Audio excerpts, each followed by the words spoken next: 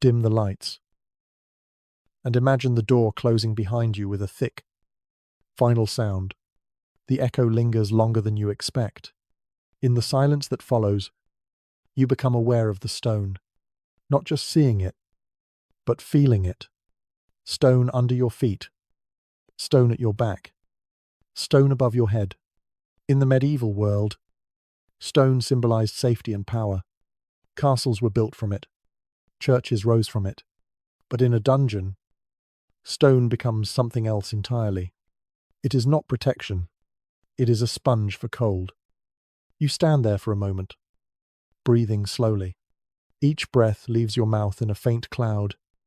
Even though it is not yet winter in your mind, the air smells stale, faintly sour, like damp wool that never fully dries.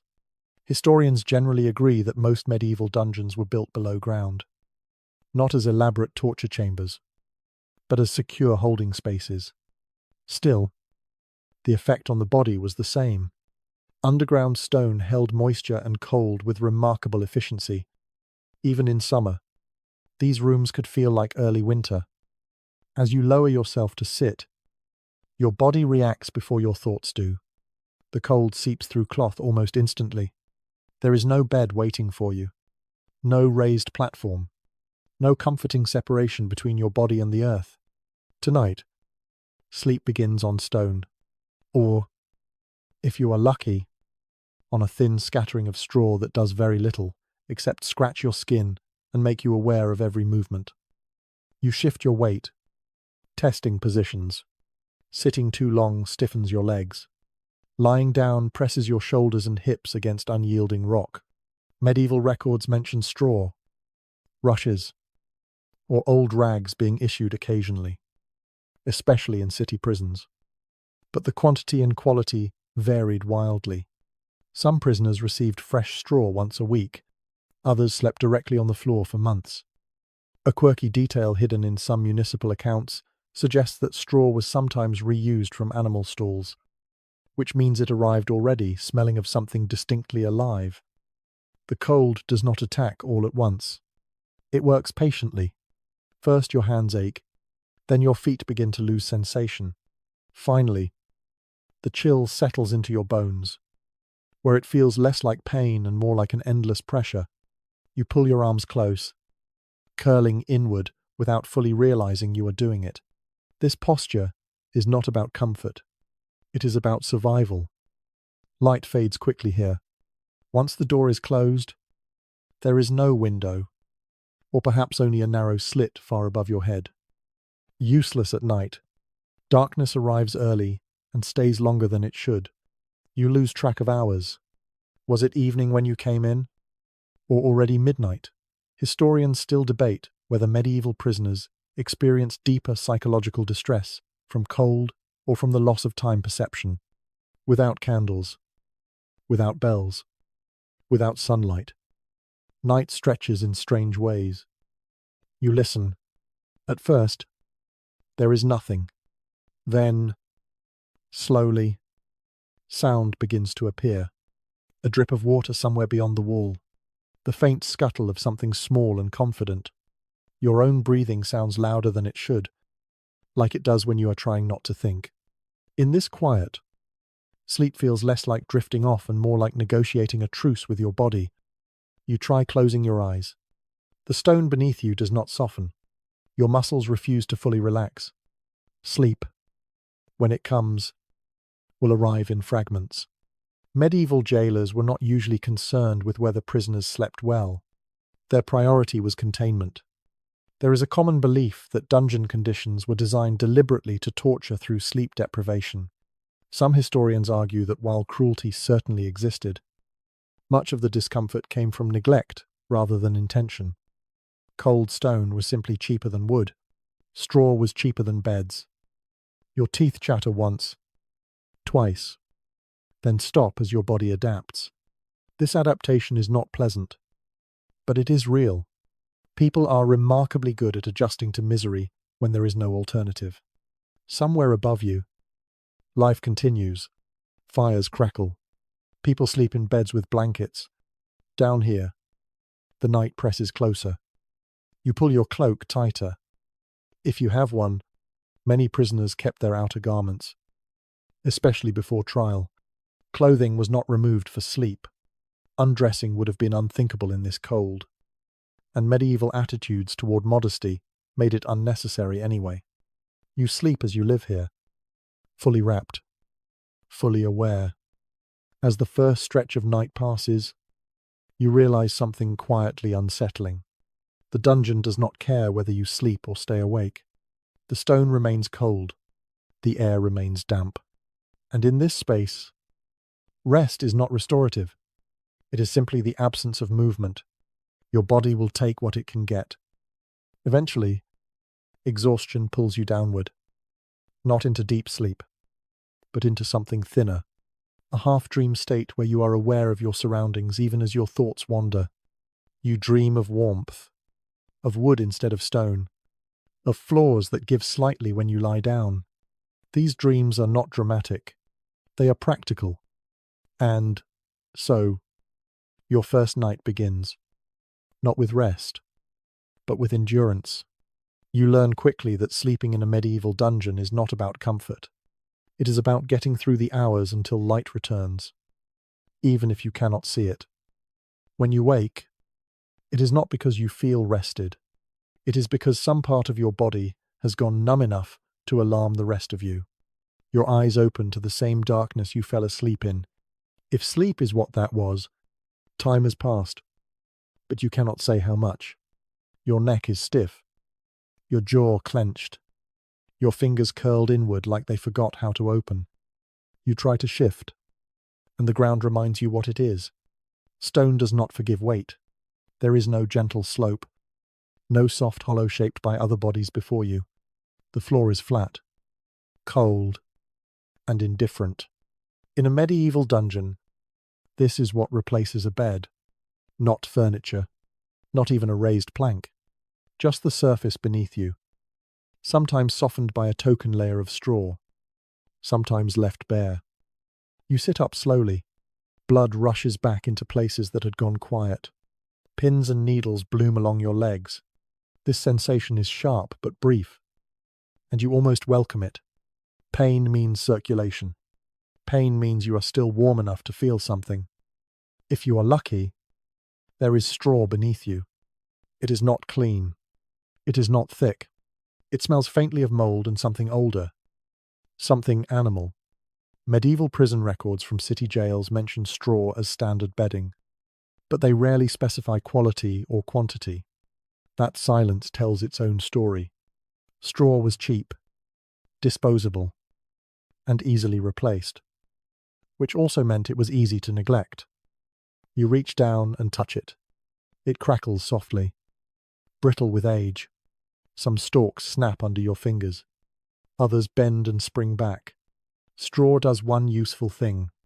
It lifts you a fraction of an inch off the stone. That small distance matters more than you might expect. Direct contact with cold stone pulls heat from the body at an alarming rate. Even a thin barrier slows that process, just enough to make survival more manageable. There is a strange irony here. Straw was also used for animals. Horses slept on it. Pigs rooted through it. In some places, the same straw served both purposes in rotation. A quirky detail buried in a few manorial accounts suggests that old stall bedding was sometimes passed along to prisons once it was too worn for livestock. If true, that means your bed tonight may have already supported a horse. You try lying down again, this time choosing your side. Your shoulder presses into the floor. The cold spreads outward from that point, like ink soaking into cloth. You tuck your knees slightly, not enough to fully curl, just enough to reduce surface area. Medieval prisoners did not talk about sleeping positions the way we do, but skeletal evidence and later prison memoirs suggest that side sleeping was common. It was the least painful compromise. You notice that there is no pillow, no rolled cloth, no headrest. Your head rests where your body rests. Some prisoners folded an arm beneath their skull, sacrificing circulation in exchange for elevation. Others bunched straw under their neck, creating a lumpy imitation of comfort. Neither option works well for long. As you lie there, your awareness sharpens. Every small discomfort becomes impossible to ignore. A stone edge pressing into your hip, a straw stalk poking your cheek, an itch along your calf that you cannot quite reach without shifting your whole body. Sleep here is not the absence of sensation. It is learning which sensations to tolerate. Historians still argue whether the lack of proper beds was intended as punishment or simply reflected medieval attitudes toward incarceration. Many prisons were not designed for long-term stays. They were holding spaces. People were kept until trial, ransom, or judgment. Comfort was not a priority because permanence was not assumed. Of course, in reality, people often remained for weeks or months. You listen again. In the quiet, you become aware of other bodies nearby. A low cough, a slow exhale that is not your own. Perhaps you share this cell. Perhaps there is another just beyond the wall. The sound of breathing is oddly grounding. It reminds you that you are not alone in this discomfort, that others are also lying on stone, counting hours they cannot see. Your stomach tightens with hunger. An empty stomach makes sleep shallow. It also makes cold feel sharper. Medieval prisoners were typically fed once or twice a day, often with bread and thin ale or gruel. Food rarely arrived at night. That means sleep often came on an empty belly, the body burning what little it had to stay warm. You pull your cloak tighter, if you have one. Cloaks served as blankets, coats, and sometimes bedding all at once. Wool was common, heavy, and surprisingly insulating when dry. Unfortunately, nothing stays dry for long down here. Moisture rises from the ground. Condensation gathers on stone. Your cloak absorbs it slowly, becoming heavier, colder. You adjust again, trying to place your weight differently. This movement is careful. Loud shifts draw attention, even when guards are not present. Prisoners learn to move quietly. Noise invites notice. Notice invites trouble. You settle into stillness, letting your muscles relax by degrees rather than all at once. Your thoughts wander, then circle back. Sleep edges closer, but never fully arrives. Instead, you drift in and out, aware of your surroundings even as your mind begins to slide. This kind of half-sleep was common. Medieval medical texts describe sleep as a humoral process, influenced by digestion, warmth, and balance.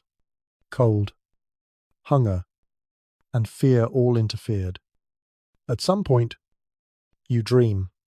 The dream is brief and unsatisfying. You are lying on wood instead of stone. The surface creaks softly. There is a smell of smoke, not damp. You wake almost immediately, disappointed by how quickly it vanishes.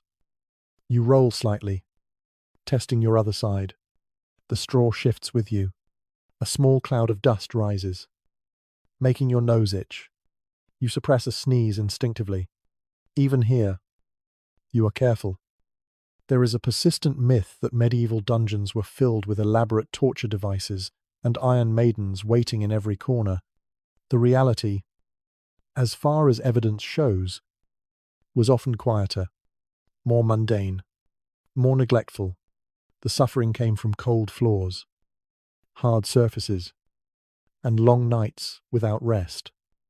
You finally settle into a position that hurts the least. Least painful is the best you can hope for. Your breathing slows. Your jaw unclenches.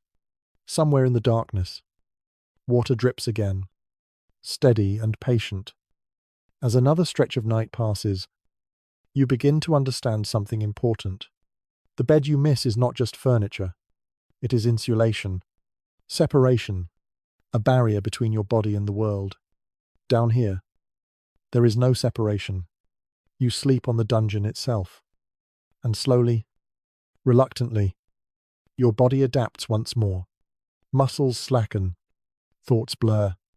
You sink into another shallow pocket of rest, knowing it will not last, but taking it anyway. In this place, any rest is better than none. Sleep does not end cleanly here. It thins, frays, and then tears you back into wakefulness when you move the wrong way. You shift your leg, forgetting for a moment where you are, and metal answers you. A dull scrape, a muted clink. The sound is small, but in the quiet it feels enormous. Chains are not always present, but when they are, they become part of the night. You pause, listening for footsteps that do not come. The chain settles. You exhale slowly. Shackles, when used, were usually practical rather than theatrical. One ankle ring fixed to a wall or floor staple. Sometimes both ankles linked together, rarely the wrists at night, because guards wanted prisoners able to stand quickly if ordered. Still, even a single restraint changes everything about sleep. You test the range of movement. Your leg extends only so far before the chain tightens.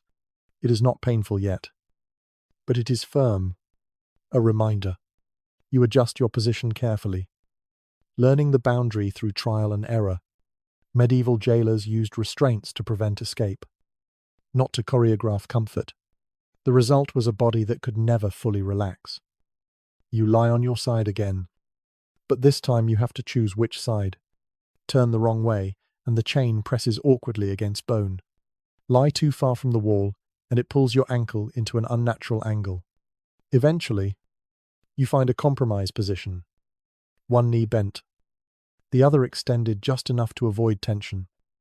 This kind of sleep teaches patience. You cannot roll freely. You cannot sprawl. Every movement requires calculation. You learn to anticipate discomfort and stop just short of it. Over time, this becomes instinctive. Prisoners who remained long enough developed a kind of spatial memory, knowing exactly how far they could move even in complete darkness.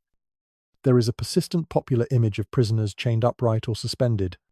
That did happen in certain contexts, especially during interrogation. But for overnight confinement, most restraints were simpler.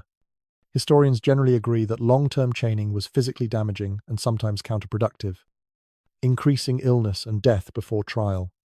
Even medieval authorities understood that a prisoner who died too soon was useless. The metal itself is cold, colder than stone. Somehow, when your skin brushes it, the sensation is sharp and immediate. You pull away instinctively, then feel foolish for reacting. The chain does not care. It remains where it is, unmoved by your discomfort. As the night deepens, the chain becomes an unexpected anchor. When you drift towards sleep, the slight weight on your ankle reminds you to stay still. It interrupts dreams before they can fully form.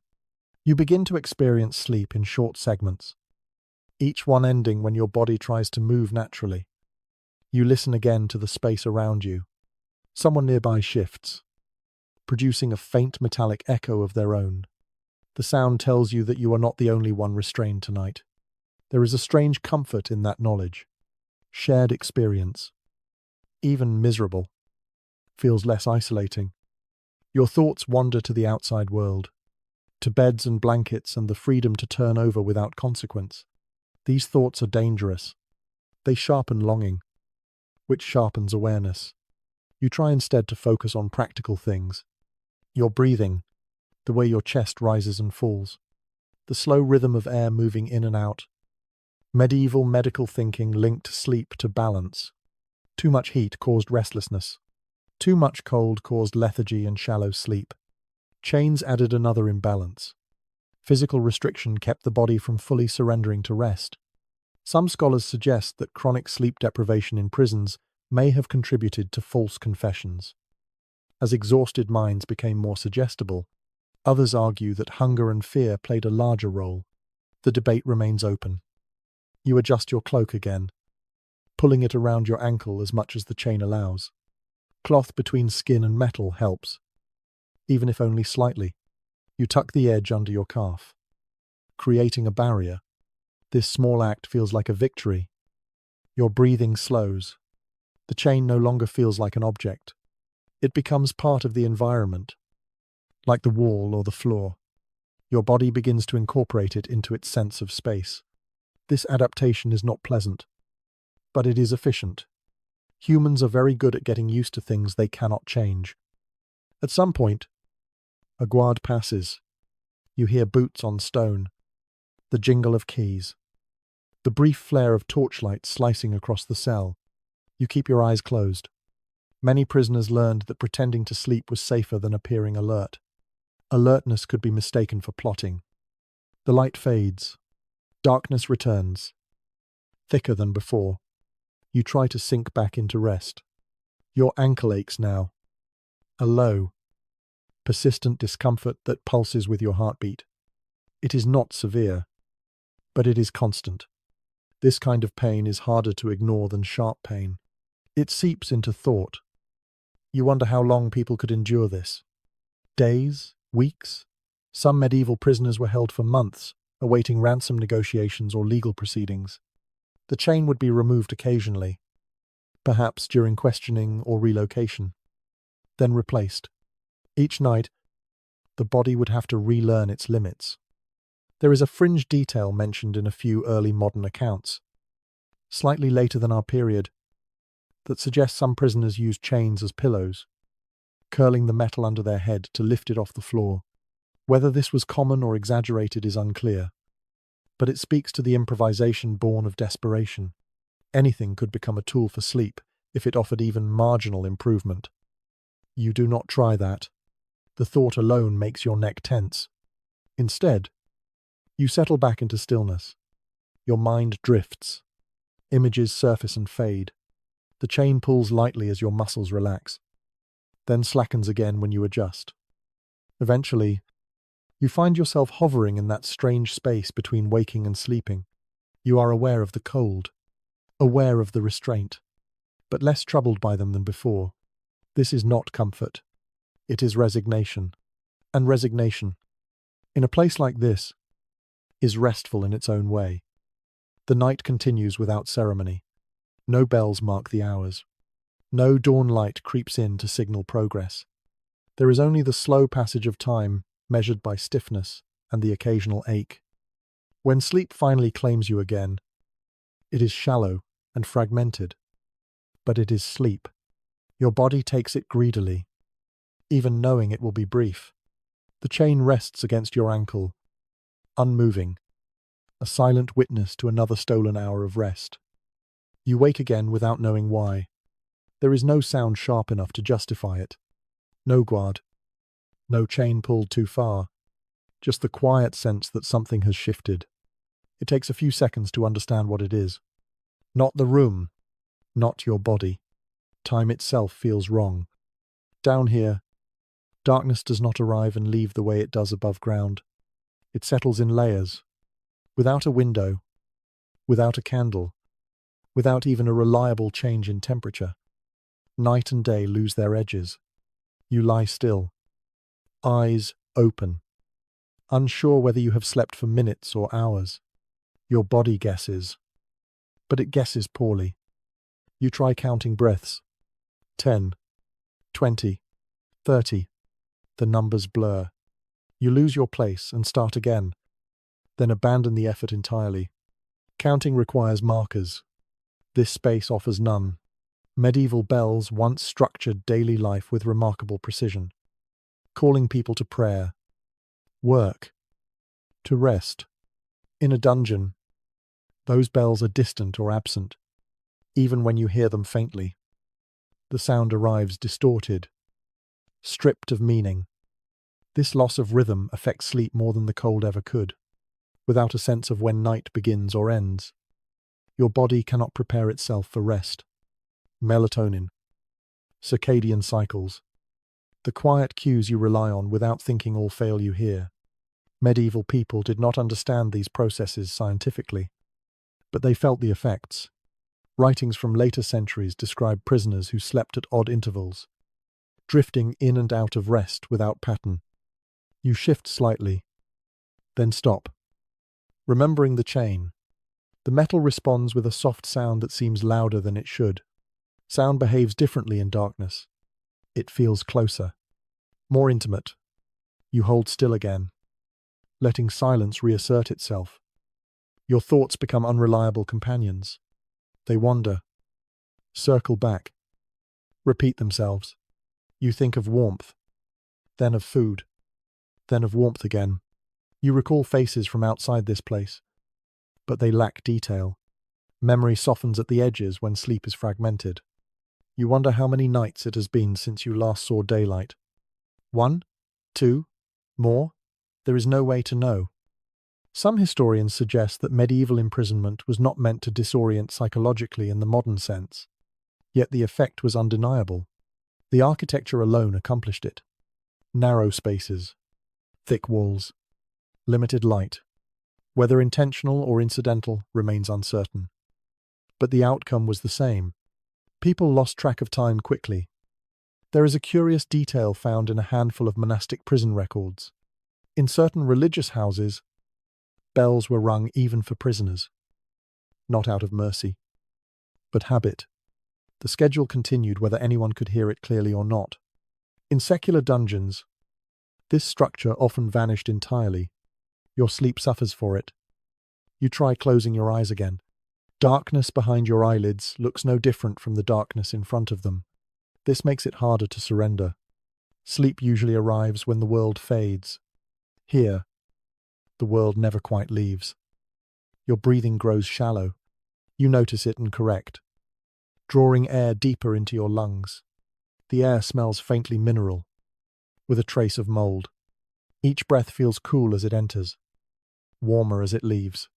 You imagine the stone walls absorbing that warmth, keeping it. Minutes pass, or hours. You cannot tell. At some point, you drift, but it is not true sleep. Images surface without coherence. A wooden door, a stretch of grass, the sound of water not dripping, but flowing. These fragments dissolve before they can settle. You wake again, startled by nothing. Your heart races briefly, then slows. Fear thrives in places without time. Your mind fills gaps with unease. You listen for other people, hoping for reassurance. Somewhere, someone coughs. The sound anchors you. Another human marking the passage of breath. There is an old assumption that medieval people slept differently than we do, that segmented sleep was normal, while there is some truth to that, above ground. Here the pattern breaks down entirely. This is not first sleep and second sleep. This is interrupted sleep, fractured by environment rather than custom. You attempt a small ritual, a prayer, perhaps, even if you are not devout. Words help organize thought. You murmur them silently, pacing them with your breathing. This gives the night a structure, however fragile. Each repetition feels like a step forward, even if you remain physically still. Some accounts hint that prisoners used marks on walls to track days, scratching lines into stone. Whether this was common or rare is unclear. What is clear is the impulse behind it. Humans need markers. Without them, sleep loses its anchor. You think you hear footsteps. Your muscles tense. The sound fades. It was only water moving somewhere deep in the walls. You release the tension slowly. Your body feels heavier now. Not relaxed, but dulled. Exhaustion finally begins to outweigh vigilance. You shift your head slightly, seeking a less painful angle. The straw crackles. You freeze, listening. Nothing responds. The dungeon does not punish movement. It simply exists. Gradually, your thoughts slow, not because you feel safe, but because you are spent. Your mind no longer has the energy to spin. This is how sleep finally arrives here. Not invited, not welcomed, simply allowed. Once resistance fades, you drift again into shallow rest. Dreams come, but they lack narrative. Sensations replace stories. Warmth without source, light without shape. They flicker and vanish. When you wake once more, you have no idea whether it is closer to dawn or still deep night. The uncertainty no longer alarms you as much. You have learned, in just a few nights, that time behaves differently here. Fighting that truth only exhausts you further. So you lie still, breathing, letting the darkness remain undefined. Sleep will come when it can. Wakefulness will return when it must. Down here, you stop measuring progress in hours. You measure it in endurance. And slowly, almost without noticing, you slip back into rest again, carried not by comfort, but by necessity.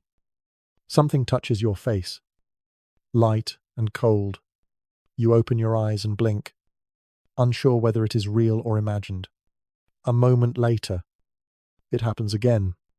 A soft tap, then another. Water, not enough to splash. Just enough to remind you that the ceiling above you is not as solid as it looks. Moisture is everywhere in this place. It rises from the ground, seeps through stone, gathers in invisible pockets until gravity decides it has waited long enough. Then it falls, drip by drip. Each drop lands with a tiny sound that grows impossible to ignore once you notice it. You turn your head slightly to avoid the worst of it. The movement pulls at the chain, which answers with a faint protest. You stop, settling into an angle that keeps your face dry, or at least drier. This is another quiet negotiation. Comfort is never achieved, only adjusted. Dampness changes the cold. Dry, cold bites. Damp, cold clings. It wraps around your body and refuses to let go. Your clothing absorbs it gradually, becoming heavier, less insulating. Wool helps at first, trapping air even when wet, but only to a point. Over time, the fabric presses closer to your skin, stealing warmth rather than keeping it. Surviving descriptions of medieval dungeons often mention water without much emphasis, as if it were expected. Floors that never fully dried, walls slick to the touch. In some prisons, shallow channels were cut into the stone to direct runoff, not to improve comfort, but to protect the structure itself. The building mattered more than the bodies inside it. You breathe in, and the air tastes faintly metallic. Stone, moisture, iron. Each breath feels cooler than the last. Your chest tightens slightly, not from panic, but from the effort of warming the air before it reaches your lungs. Exhaled breath leaves you in pale clouds that vanish almost as soon as they appear. You pull your cloak closer around your shoulders, then realize it is already damp. The movement sends a chill down your spine. Wet fabric against skin is one of the quickest ways to lose heat. You hesitate, then shift anyway, trying to arrange the cloth so that the wettest parts face outward. There is a small, strange detail mentioned in a city jail account from Northern Europe. Prisoners complained less about cold than about wetness. Cold could be endured. Wetness made everything worse. The complaint stands out because it sounds so modern, so familiar. Anyone who has spent a night in damp conditions understands immediately. You try to tuck your hands under your arms again, but your sleeves cling uncomfortably. The damp has reached them too. You clench and unclench your fingers slowly, encouraging blood to move. This small exercise feels almost luxurious, a reminder that you still have some control. Sleep becomes harder in this environment. Dampness carries sound more efficiently. The drip you noticed earlier now seems louder, more insistent. Each drop feels like a second hand, marking time you cannot see. You find yourself counting them, then stopping, then starting again without meaning to. Your skin itches, not sharply, but persistently. Moisture encourages irritation. Straw breaks down faster when wet, releasing dust and fragments that cling to exposed skin. You resist the urge to scratch. Scratching leads to movement. Movement leads to noise. Noise invites attention. Some scholars have suggested that prolonged exposure to damp conditions contributed significantly to illness in prisons. Respiratory problems, joint pain, infections that never quite healed. Others caution that direct evidence is limited, and that malnutrition likely played an equal role. The truth probably lies somewhere between Cold, wet, and hunger rarely travel alone. You cough softly, more reflex than necessity. The sound echoes slightly, then fades. You listen, waiting for a response. None comes. The dungeon absorbs sound, the way it absorbs heat. Your thoughts drift again. You imagine what it would feel like to sleep somewhere dry. Not warm, just dry. The idea feels extravagant. You picture a wooden floor, raised slightly off the ground, straw laid thick and replaced regularly. The image dissolves as quickly as it formed. You notice that your breathing has slowed, not because you are relaxed, but because your body is conserving energy. Every movement costs warmth. Even breathing deeply uses more heat than shallow breaths. You adjust unconsciously. Becoming still, water drips again, landing somewhere near your feet. You shift them slightly, pulling them closer to your body. The chain allows this much. At least. Your toes are numb now. Not painful, just distant. You wiggle them once, twice, to reassure yourself that they are still there. There is an odd intimacy to dampness. It presses against you from all sides, leaving no clear boundary between your body and the room. Stone sweats. Air clings. Even your breath feels heavy. You become acutely aware of being a warm object in a cold, wet space, constantly losing ground. Some later writers romanticized dungeon suffering, turning it into a symbol of endurance or faith. The reality, as far as it can be reconstructed, was quieter and more mundane. People did not think in terms of symbolism while lying on damp stone. They thought about staying alive until morning. You try closing your eyes again. Sleep comes in brief snatches. You drift off, then wake when a drop lands too close. Each time, your body tenses, then settles again. This pattern repeats until you lose track of how many times it has happened.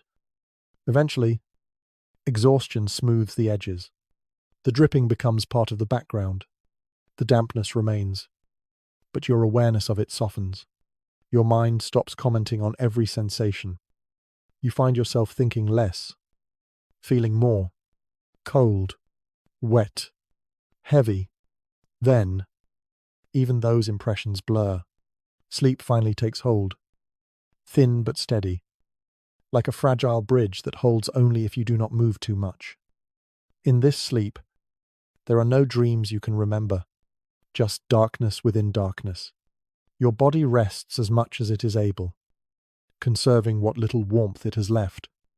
When you stir again, you are not sure how long you have been gone. The damp is still there. The cold has not eased. But for a little while, you were not fully aware of them. And here, that counts as rest. You never fully undress. The idea barely crosses your mind before it disappears again. Dismissed as impractical. Almost dangerous. Clothing is not something you remove for sleep here. It is something you cling to. Every layer matters. Your tunic is stiff with damp. The fabric rubs against your skin when you move. A constant reminder of its presence. Under it, another layer. Thinner, already pressed close by moisture and cold. Medieval clothing was designed for durability more than comfort. Seams are thick. Wool is coarse. Linen softens with wear, but not quickly enough to help you tonight. Above ground, people often loosened garments before bed, letting the body relax. Down here, loosening feels like exposure. You keep everything tight. Belts stay fastened. Cloaks remain wrapped. Even shoes, if you still have them, stay on. Feet lose heat faster than almost any other part of the body. And bare stone is merciless. There are surviving notes from urban prisons that mention footwear explicitly. Prisoners without shoes suffered more in winter, developed sores, sometimes lost feeling permanently.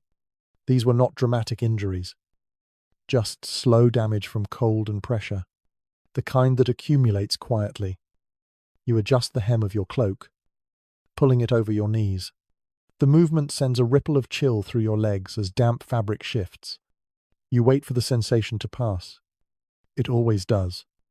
Eventually, the body learns to accept brief discomfort in exchange for slightly better positioning. Your sleeves are long, covering most of your hands. You tuck your fingers inside them, forming loose fists. This traps a pocket of air. It is not warm. Exactly. But warmer than nothing. Medieval people understood this instinctively. Gloves were valuable. Sleeves did double duty. You think briefly about hygiene, then let the thought go. Cleanliness is a luxury measured in water and privacy. Neither is available. Clothing is worn until it falls apart. Lice and fleas thrive in these conditions, though you try not to think about them. Itching would only make sleep harder. There is a small note in a court record from a southern town that mentions prisoners being allowed to keep hats at night. The reason given is almost casual. To prevent illness. That detail lingers with you. It suggests an understanding that warmth mattered, even if comfort did not. You pull your hood up, if you have one, letting it frame your face. The fabric smells faintly of smoke and old sweat. Familiar, oddly reassuring. Smell becomes important here. It is one of the few sensory links to a world beyond stone and damp. You shift again, slowly, testing how far you can move without disturbing the chain. The metal scrapes softly, then settles. You stop, heart quickening for a moment, then slowing when no response comes. Each movement carries this brief tension. Over time, it becomes background noise. Sleep presses in uneven waves. You feel it approaching, then retreating. Your body wants rest. Your environment resists it. You compromise, settling into stillness, letting your breathing slow. Clothing constricts slightly when wet. Fabric clings to skin, making it harder to find a comfortable position. You resist the urge to pull it away. Exposed skin chills faster. Better to endure the discomfort than risk greater cold.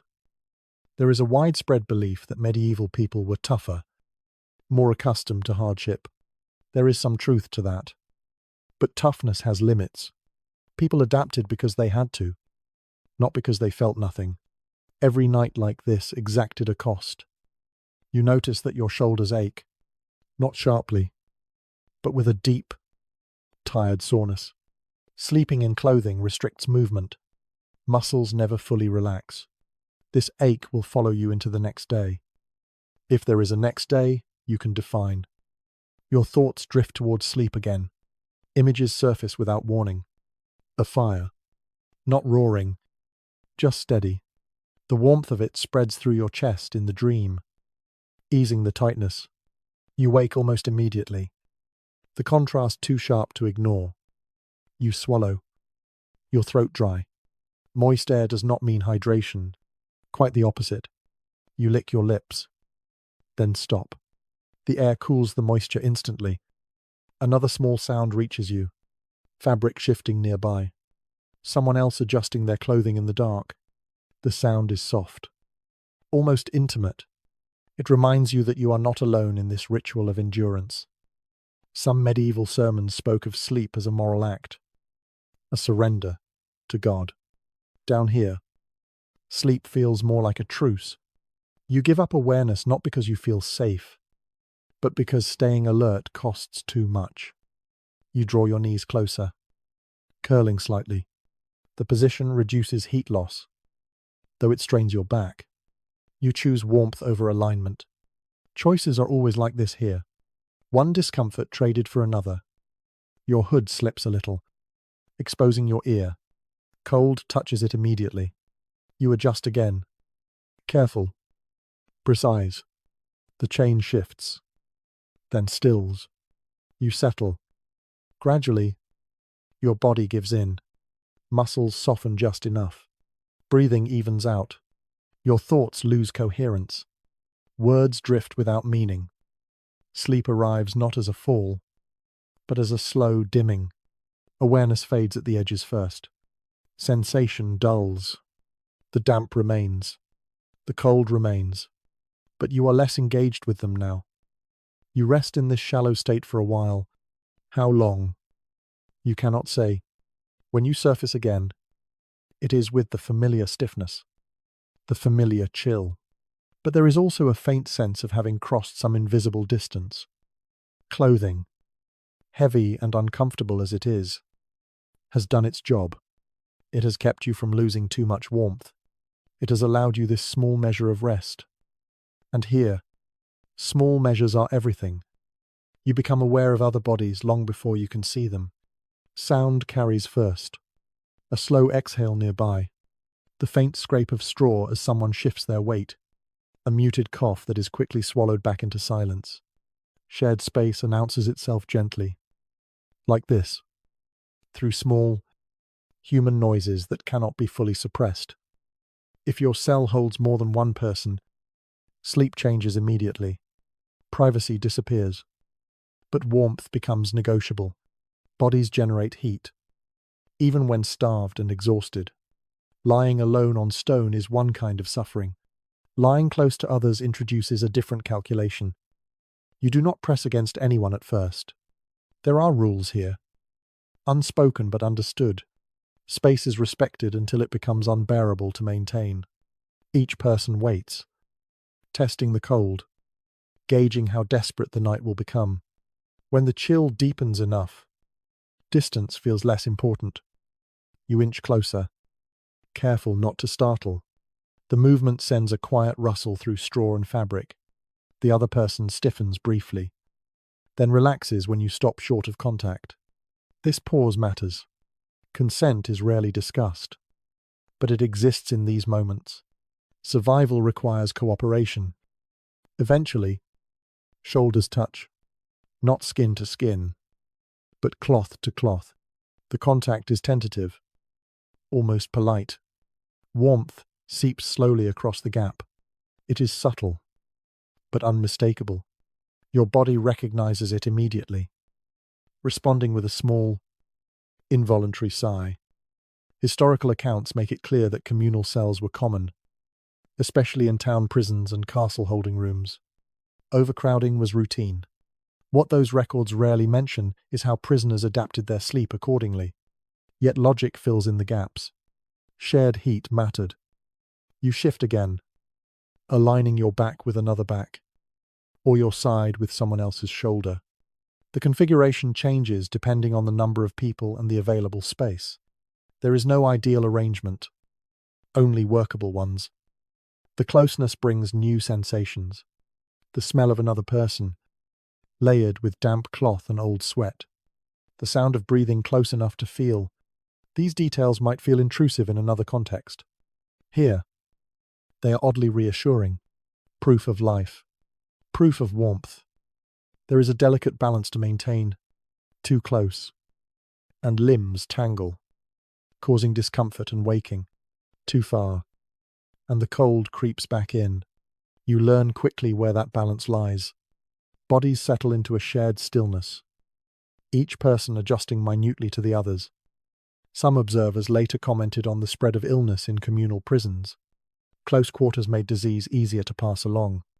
That is true. But at night, the calculation shifts. Cold also weakens the body. Warmth becomes protection of a different kind. You listen to the rhythm of breathing around you. It is uneven at first, then gradually synchronizes. Not perfectly, but enough to create a sense of order. This shared rhythm makes it easier to let go. Sleep feels less risky when others are doing the same. A lesser-known detail appears in a few early prison reform writings. Centuries later, former prisoners recalled that winter nights were survived not by blankets, but by proximity. People rotated positions, took turns near walls or open drains. These memories suggest organization even in chaos. You feel a foot brush against yours, then retreat. No apology is spoken. None is needed. Movement is acknowledged through adjustment rather than words. The cell communicates through touch and sound alone. Your muscles relax more than they have in nights. Not fully. The chain still limits you. The damp still clings. But the edge has softened. Shared warmth blunts the sharpest points of cold. You close your eyes again.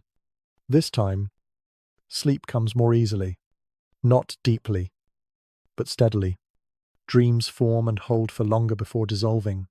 You dream of crowded rooms, of bodies pressed together not in fear, but in celebration. You wake briefly, confused. Then remember where you are. The presence of others changes your sense of vulnerability. Alone, every sound feels like a threat. Together, sound becomes information.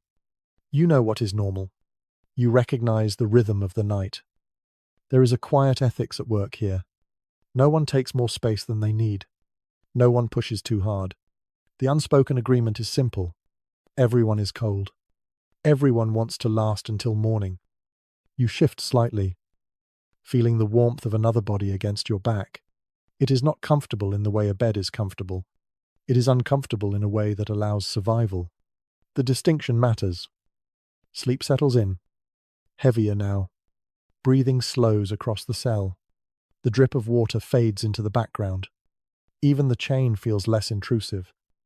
Its weight redistributed as your body relaxes. When you wake again, hours later or minutes, it is with the dull awareness of stiffness and chill returning. But the memory of warmth lingers. You are not as far gone as before. You remain still, letting others sleep. Shared space demands patience. You wait, breathing quietly, conserving what little heat remains. In a place designed to isolate, this closeness becomes a small act of defiance, not against guards or walls, but against the cold itself. And for now, that is enough. Sleep loosens its grip when sound takes over. At first, it is subtle enough to blend into the background. A soft rasp of breath nearby, the faint crackle of straw shifting under weight. Then, as your awareness sharpens, the night reveals itself as anything but silent. Someone coughs, low and wet, trying to keep it contained. The sound echoes briefly, bouncing off stone before disappearing again. Another person clears their throat. A chain shifts somewhere to your left. Metal brushing stone with a tired familiarity. These sounds form a language of their own. You begin to recognize what belongs to whom. Rats move confidently here. You hear them before you ever feel them. Quick scrabbling along walls. The faint thump of something dropping from above. They do not rush. They have learned that humans lying still pose little threat. Their confidence is unsettling, but also predictable. Once you understand their patterns, the fear dulls. You remain very still when the sound comes close. Not frozen with panic, just cautious. Rats are opportunists. They investigate movement. Crumbs. Warmth. Clothing helps. A cloak pulled tight reduces exposed skin. Still, the sound of tiny claws on stone sends a ripple of alertness through your body. In medieval cities, rats were everywhere, not just in prisons. Dungeons offered shelter, food scraps, and water. Some accounts mention guards complaining about vermin more than prisoners did. For those locked inside, rats were simply part of the environment. Like dampness and cold, water continues its steady work. Drips echo from different directions, each with its own rhythm. One is slow and irregular. Another falls at a near-perfect interval. Like a clock you did not ask for. You try not to count them, but your mind insists. Far above, you think you hear something else. Footsteps. Perhaps. Voices muffled by stone. Or maybe it is just the way sound travels through thick walls. Distorted and misleading. You listen carefully, trying to decide whether it matters. Most of the time, it does not. Someone nearby mutters in their sleep. Words form and dissolve before you can catch them. A name, maybe, or a prayer. You do not know. Sleep loosens the discipline of silence. The sound is soft, almost intimate, and it fades quickly. You notice your own breathing again, It has fallen into a slow rhythm, deeper than before. This surprises you. Despite the noise, your body has chosen to rest. You allow it, resisting the urge to monitor every sound. There is a strange hierarchy of noises here. Some demand attention, others can be ignored. You learn the difference through repetition. The sharp jingle of keys would snap you awake instantly. A guard's boots would bring tension flooding back. But the small sounds, the living sounds, become tolerable. A fringe detail appears in a few later recollections of imprisonment. Prisoners claimed they could identify guards by the sound of their footsteps alone. Weight, pace, the way keys were carried. At night, when vision failed, hearing took over completely. You lie still, listening, not out of fear now, but out of habit. Sound maps the space around you. It tells you who is awake, who is asleep, who is restless. It fills the darkness with information. There is a sudden scuffle as a rat darts across the straw near your feet. You tense, then relax when nothing follows. Your heart slows again. The moment passes. The night resumes its pattern. Somewhere, water splashes softly as it hits a shallow puddle. The air smells faintly of mildew and iron. Each inhale brings the scent deeper into your lungs. You wonder how long these smells have lived in the stone, layering year after year. Sleep returns in short waves. You drift, wake briefly to a sound, then drift again. This cycle repeats without clear beginning or end. It is not restful, but it is sustainable. You think about silence, real silence, a place without these sounds. The idea feels almost unreal. Above ground, silence is rare but possible. Here, it does not exist. The dungeon breathes, moves, lives in its own way. Another cough breaks the stillness. Harsher this time. It lingers in the air, then fades. You do not turn your head. There is nothing you can offer. Illness circulates freely here, carried by breath and proximity. Some observers later wondered whether prisoners slept more lightly because of fear or because of constant noise. The answer is likely both. The environment never allows complete surrender, even in rest. Part of you stays alert. You adjust your head slightly, careful not to disturb anyone else. Straw crackles. Someone shifts in response, then settles again. The shared space absorbs the movement without complaint. Your thoughts slow again, lulled by repetition. Drip, breath, scuffle, breath. The sounds become almost rhythmic, like a rough lullaby. Your body accepts them as normal. Dreams surface again, fragmented and brief. You dream of footsteps that never arrive, of doors that open and close without sound. You wake, heart steady, mind clear enough to recognize the dream for what it was. You remain still, letting sleep return on its own terms. The dungeon does not quiet for you. You quiet yourself instead. And gradually, the noise recedes. Not because it stops, but because you stop listening so closely. Your body sinks back into shallow rest, held in place by stone, by sound, by shared endurance. For now, that is enough to keep you going. You are not pulled from sleep so much as nudged out of it. A sound that does not belong to the night rhythm intrudes, sharp enough to cut through the fog. Keys, metal striking metal, deliberate and practiced. Your eyes open before you fully understand why. Torchlight follows. It spills into the cell in a narrow, restless band, jumping across stone and straw.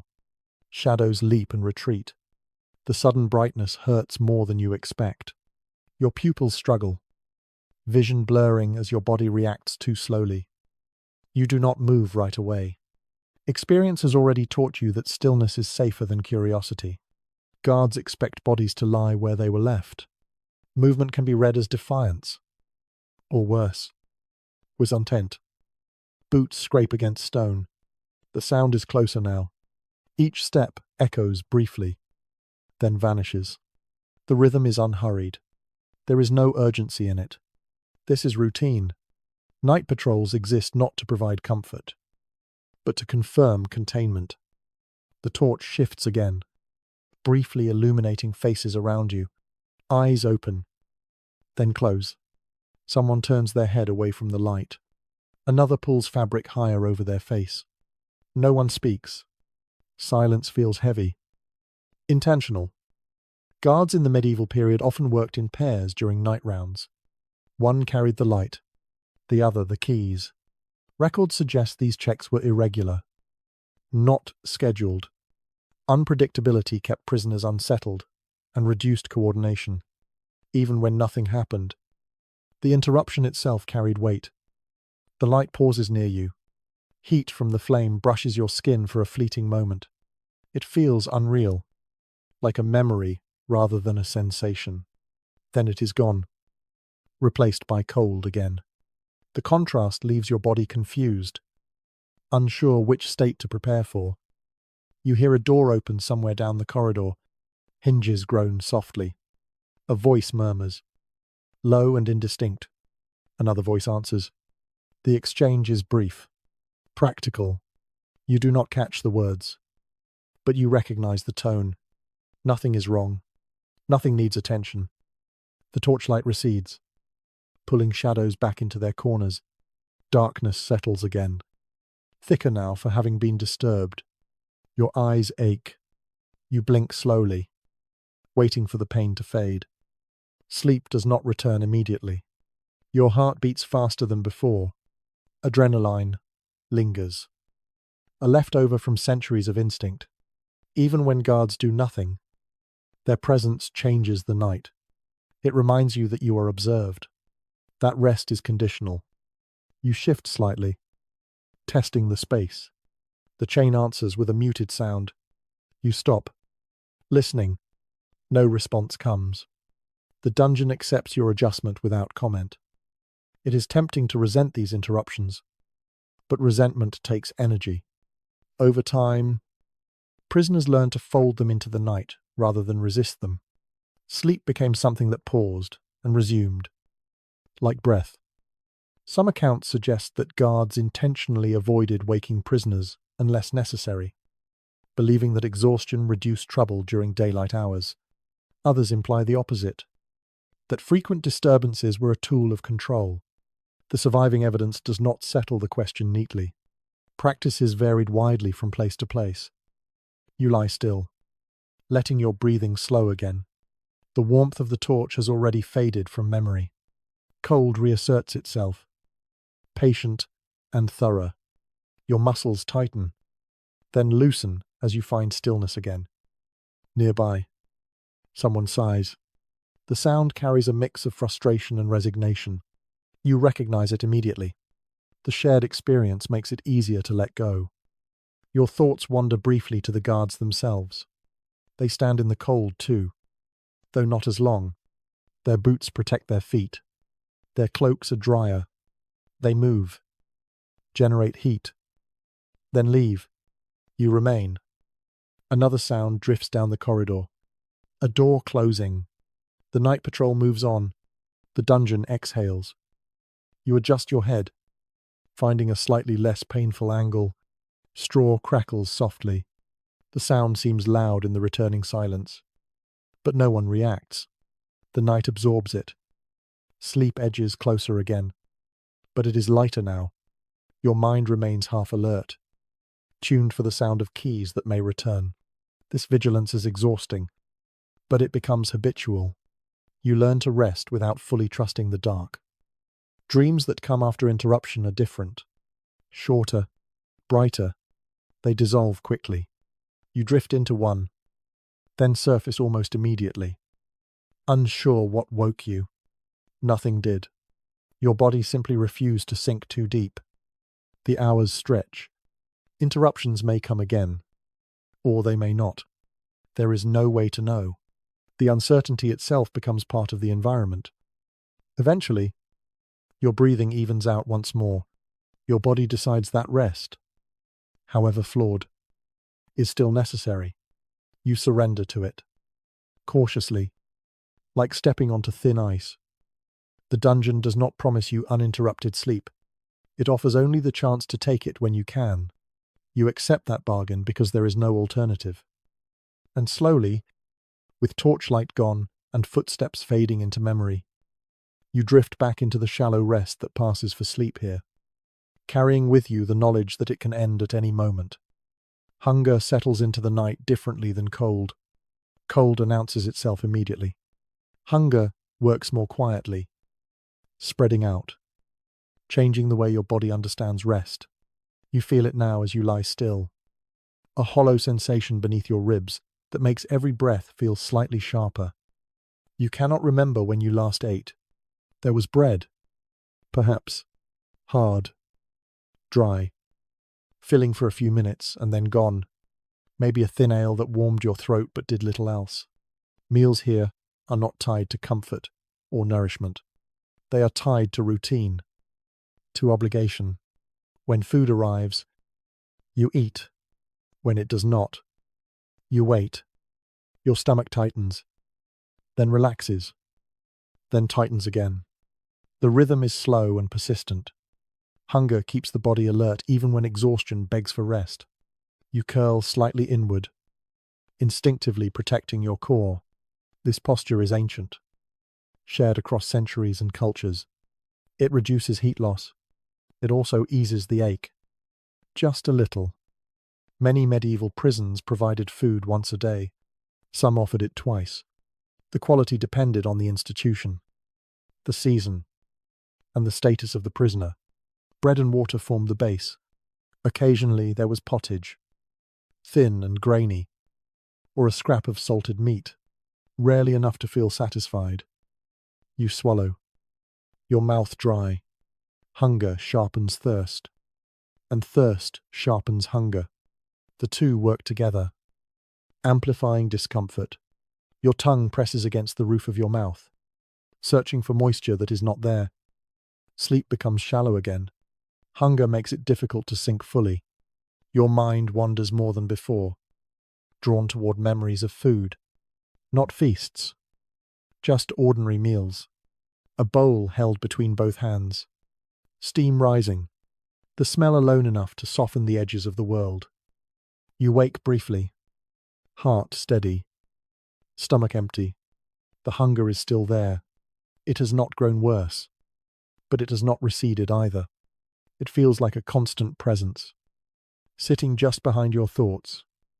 Some observers later noted that hunger could dull pain.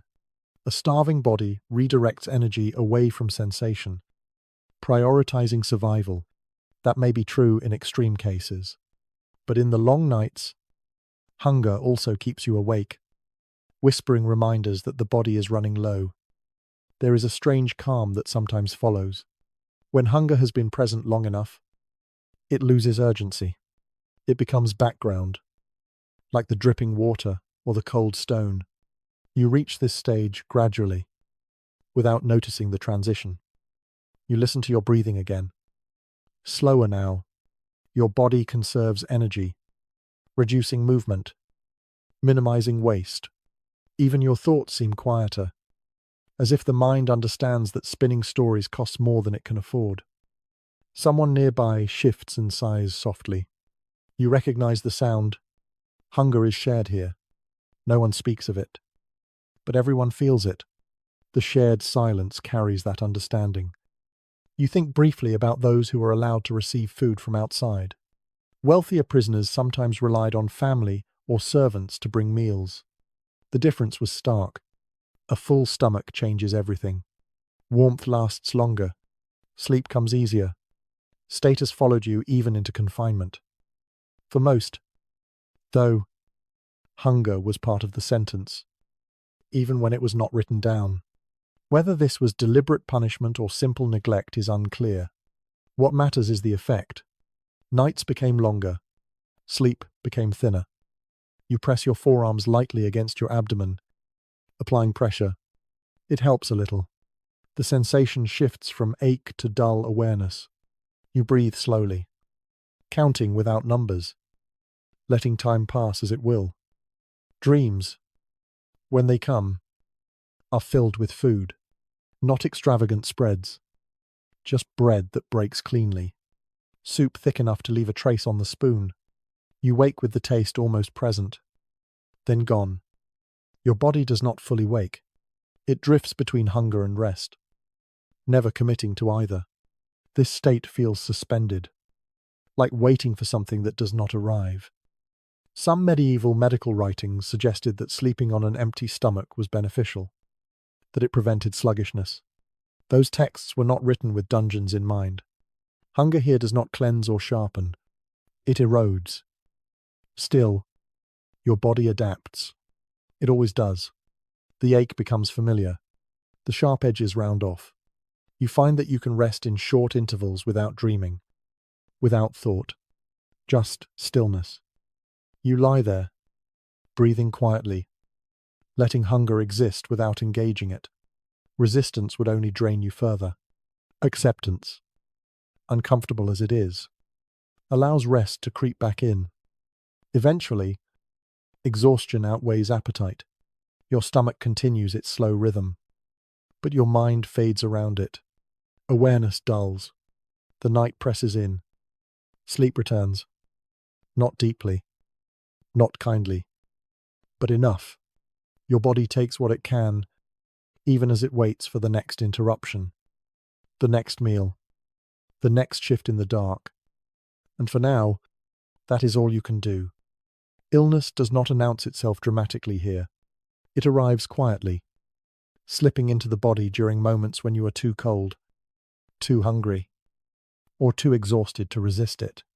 You notice it first as a heaviness in your chest, a thickness in your breath that was not there before. You inhale slowly, testing your lungs. The air feels cool and damp as it moves in, but the sensation lingers longer than it should. You exhale and hear a faint rasp, barely audible, but enough to catch your attention. You pause, listening to your own body the way you listen to the dungeon. Around you, others make similar sounds. A cough that tries to stay hidden, a wet breath drawn carefully, as if volume alone might worsen the condition. These noises carry a different weight than the usual night sounds. They suggest fragility, decline. Down here, sickness spreads easily. Close quarters, shared air, constant dampness. The body works harder just to stay warm, leaving less strength to fight infection. Medieval people understood this in practical terms, even if they lacked modern explanations. Cold and wet were known enemies of health. You adjust your posture slightly, propping your upper body just enough to make breathing easier. Lying flat presses discomfort into your chest. Sitting fully upright costs too much energy. You find a middle position and hold it, letting your breathing settle into a manageable rhythm. The smell in the cell has changed. It is subtle, but noticeable. A faint sourness layered over the usual damp stone and wool. Illness has its own scent. It clings to breath and fabric alike. Some prisoners cough openly. Others stifle the sound with cloth or the crook of an arm. There is a quiet shame attached to sickness here. Not moral shame, but practical fear. To be ill is to be weaker. To be weaker is to draw attention. Records from medieval prisons occasionally mention outbreaks of fever or flux, especially in winter months. The language is brief, almost dismissive. A number of prisoners fell ill. Some did not recover. The details are sparse, but the pattern is clear. You swallow, feeling a scratch in your throat, dryness, irritation, something just beginning. You hope it passes. Hope costs little, and it helps you stay still. Nearby, someone shifts and coughs again. Harsher this time. The sound echoes briefly, then fades. You do not turn your head. Looking would not help. There is nothing to be done. Medical care in prisons was minimal. A barber surgeon might be called if someone became severely ill, but only if the prisoner was considered valuable enough to warrant attention. Otherwise, sickness ran its course. Bodies either recovered or failed quietly. You breathe carefully, conserving warmth. Each breath fogs faintly in the air. You imagine that fog lingering, carrying whatever is inside you outward, mixing with the breath of others. The thought is unsettling. You push it away. Sleep becomes more difficult when the body is unwell. Pain sharpens. Sensations grow louder. Every cough threatens to wake you fully. You find yourself hovering in a state of half-rest, aware of each inhale and exhale. There is a curious note in a municipal ledger from a northern town. It mentions straw being replaced more frequently during periods of sickness, not out of compassion, but to reduce odor. Even that small act suggests an awareness of how illness changed the environment. You adjust your cloak around your shoulders, pulling it higher. Even though it is damp, warmth helps, even if it is imperfect. You tuck your chin down slightly, protecting your throat. These are instinctive gestures, learned long before you ever saw a dungeon. Your head feels heavy, not dizzy. Exactly, but weighted. Fatigue deepens when illness sets in. Sleep pulls at you more insistently now, even as discomfort resists it. You drift briefly, then wake with a start when a cough escapes you. The sound seems loud in your own ears. You hold your breath for a moment, listening for reaction. None comes. Others are too tired to care. The night feels longer when you are sick. Time stretches. Each minute carries more awareness than it should. You try to focus on something neutral. The sound of water dripping. The steady presence of stone. Some scholars suggest that many medieval prisoners died not from execution, but from the cumulative effects of confinement, cold, hunger, illness. None dramatic alone, but devastating together. Others caution that survival rates varied widely, depending on location and circumstance. The truth remains uneven, scattered across incomplete records. You do not think about death directly. Your mind avoids it, focusing instead on the immediate task of breathing comfortably. Survival narrows attention. Big questions fall away. You feel heat rise briefly in your chest, then fade. A hint of fever, perhaps, or just the body struggling to regulate itself. You pull your cloak tighter, trapping what warmth you can. Sleep finally takes hold again, deeper this time, driven by exhaustion more than comfort. Dreams come, but they are disordered. You dream of breathing thick air, of rooms without windows, of voices just out of reach. You wake with your heart steady but your chest tight. You lie still, letting the sensation pass. Breathing evens out again. The worst has not arrived. At least not yet. Around you, the cell settles into uneasy rest. Coughs fade into softer breaths. The dungeon continues its slow work. You close your eyes once more, accepting that sleep, like health, is uncertain here. You take it when it comes, however it comes, because the body demands it. And for now, that demand is enough to carry you into another fragile stretch of rest, breathing carefully, enduring quietly, waiting for morning without knowing when it will arrive.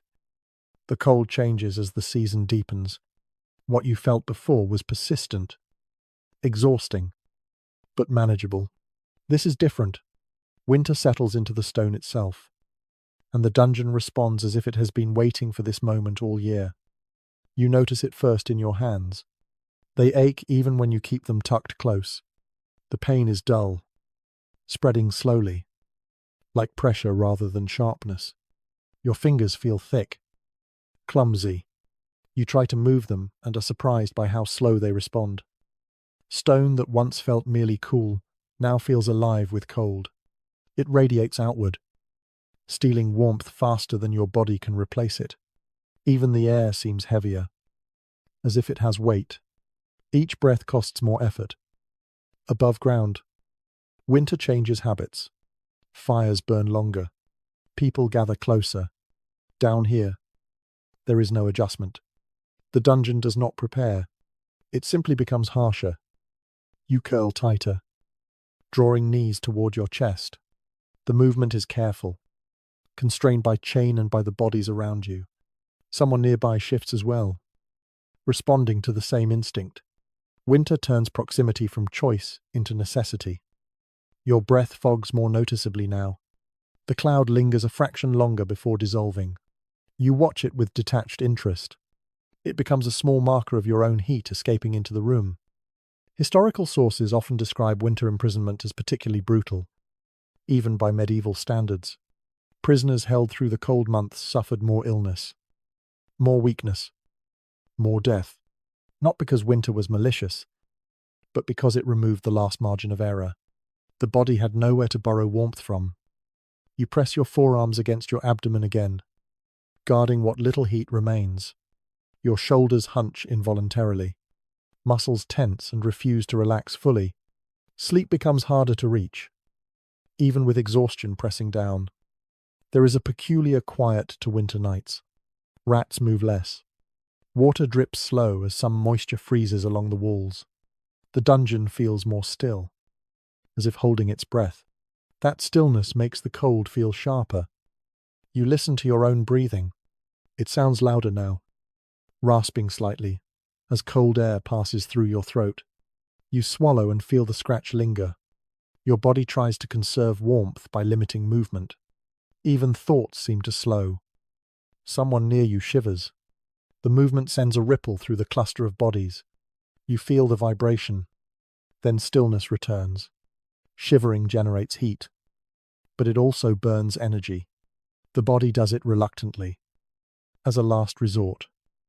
In winter, clothing becomes less about comfort and more about survival. Every fold matters. Every overlap traps a sliver of air. You adjust your cloak again, even though it is damp and stiff. The movement exposes skin briefly, sending a spike of cold that makes you gasp quietly. You wait for the sensation to ease. It does.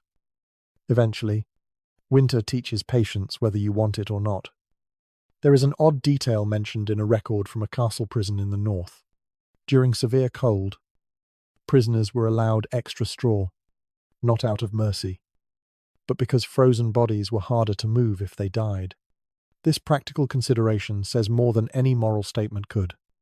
You lie still, letting others' warmth seep into you where it can. It is not enough to feel warm, but it slows the loss. Bodies press closer now, less careful about personal space. The night demands cooperation. Sleep, when it comes, is heavier but shorter. Your body sinks quickly, driven by exhaustion, then snaps back to wakefulness when cold seeps too deep. This cycle repeats. Rest arrives in fragment, never long enough to feel restorative. You dream of fire again. This time it is smaller, weaker. You huddle near it, hands outstretched. But the warmth never quite reaches you. You wake with your hands clenched into fists, nails biting into palms. Your jaw aches from clenching against shivers you try to suppress. Teeth chatter briefly, then stop. You breathe slowly, trying to steady yourself. Panic would only waste heat. Some medieval thinkers believed that cold strengthened the spirit, that hardship purified. Those ideas were formed in warm rooms, written by hands not numb with winter.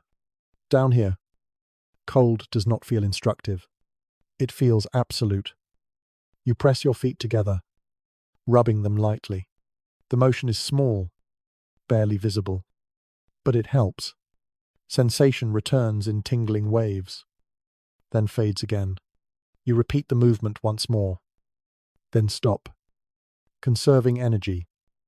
The dungeon seems deeper in winter, heavier. The ceiling feels closer, the walls nearer. Sound does not carry as far. Even echoes feel muted. You focus on breathing again. In, out, slow, controlled. This rhythm becomes your anchor. As long as you can manage it, you are still here. Eventually, your body gives up resisting sleep entirely. Exhaustion overwhelms discomfort. Muscles slacken despite the cold. You drift into a deeper rest than you have known in nights. It does not last long. Cold pulls you back. But the brief depth is enough to remind you what sleep used to feel like. You lie there afterward, eyes closed, accepting the winter as it is. Fighting it has proven pointless. Endurance now means adapting, moment by moment. And as the cold settles deeper into stone and bone alike, you hold on to one simple truth. Morning will come, even if you cannot see it yet. Until then, you breathe, you wait, and you survive the longest night of the year, one shallow breath at a time. You begin to notice differences that have nothing to do with stone or cold. They appear quietly, in the small details of how people are placed, how often doors open, how much straw lies beneath certain bodies and not others. Status does not vanish at the dungeon door. It thins. Perhaps, but it remains. You see it in the corner of the cell, where one person lies slightly elevated, their back not pressed directly to the floor, but cushioned by extra straw or a folded cloak. No one says anything about it. The arrangement has likely been in place since before you arrived. It was decided quickly, perhaps the first night, and then accepted. Medieval imprisonment was rarely equal. Rank followed people into confinement in subtle ways. A merchant accused of debt, a noble awaiting ransom, a cleric held for questioning. Their nights were different from those of thieves or vagrants, even when they shared walls. You feel the difference most clearly when food arrives. Not tonight, perhaps, but you remember how some bowls seemed fuller than others, how certain hands received bread that looked fresher, less dry, how a guard lingered a moment longer near one person, exchanging a few quiet words before moving on. These distinctions mattered at night. A fuller stomach held warmth longer. A thicker cloak softened stone just enough to ease sleep. Even a small advantage compounded over weeks. You lie still, observing without judgment. Complaining would change nothing. Noticing, however, sharpens your understanding of this place. Power does not end here. It simply changes shape. Some prisoners are allowed to keep personal items. A ring hidden beneath cloth. A leather pouch with a prayer slip or token inside. Others have nothing at all. These objects rarely help physically, but they anchor the mind. That matters more than it should. You hear someone whisper softly nearby. Not in prayer, but in conversation. The words are too quiet to make out. The guard does not intervene. Perhaps the speaker is known. Perhaps the guard looks the other way. Small permissions like this shape the night. There is a detail tucked into a legal record from a city prison that mentions a noble prisoner being allowed a pallet, not a bed, but wood between body and stone. The justification given is brief. To preserve health. The implication lingers. Health was valuable when the prisoner was valuable. You shift slightly, feeling the cold floor press into your hip again. No pallet here. No extra straw. You adjust anyway, finding the least painful position available. Status also affects fear. Those with means often expect release. Ransom. Trial. Intervention. That expectation lightens the night. Even when conditions are harsh, others lie awake knowing that confinement may stretch indefinitely. That weight presses down harder than stone. Sleep responds to this difference. Hope eases rest. Uncertainty sharpens wakefulness. You feel this in the way bodies around you move. Some settle quickly, others twitch. Restless, unable to surrender. The guards know these distinctions too. They speak differently to different people. Their tone shifts. Orders soften or harden. At night, this difference is felt more than seen. A door opens for one and not another. A name is spoken quietly. You do not resent it exactly.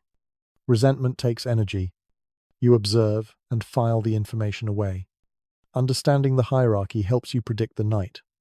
It tells you whose space is safer, whose warmth might be more available, whose rest is less likely to be disturbed. There is an unspoken agreement among prisoners to respect these boundaries. Challenging them invites trouble. Order, however uneven, is preferable to chaos. You listen as someone with status coughs once, and a guard responds by bringing a cup of water. The exchange is quick, efficient. The cup does not come your way. You do not expect it to. This unevenness does not feel dramatic. It feels ordinary. That is what makes it unsettling. Inequality is woven into the fabric of the place, as natural as dampness and cold. Some later writers imagined dungeons as places where all men were equal in suffering. The reality was more layered. Suffering varied. Comfort was rationed according to value. You close your eyes again, letting the sounds fade. Thinking too much about difference keeps you awake. You focus instead on your breathing, on the weight of your body against the floor. Still, the awareness remains, even in sleep. It shapes dreams. You dream of doors opening for others while you remain still. You wake with a tightness in your chest that has nothing to do with cold. You adjust your cloak, pulling it closer. The fabric is thin, worn. It has done all it can. You thank it silently. Then let the thought go. Night continues. Indifferent to rank. Cold does not discriminate. Damp does not pause for titles. In that sense, there is a rough fairness here. Stone takes from everyone eventually. You settle back into shallow rest, carrying the knowledge that while status may soften the edges, it does not remove them. Down here, sleep remains fragile for all. And with that understanding, you let your body sink again into stillness, taking what rest you can, leaving comparisons behind. Because morning, whenever it arrives, will ask the same thing of everyone. You lie awake longer than you intend, not because of the cold or the hunger this time, but because of a question that keeps circling back. You feel it pressing gently at the edge of your thoughts, never demanding an answer, just refusing to leave. Is this meant to hurt? The dungeon does not speak. It does not explain itself. It simply exists. Stone and damp and darkness layered together. Yet the question lingers. Were nights like this designed to punish? Or were they simply the result of indifference? You think back over the details you have noticed.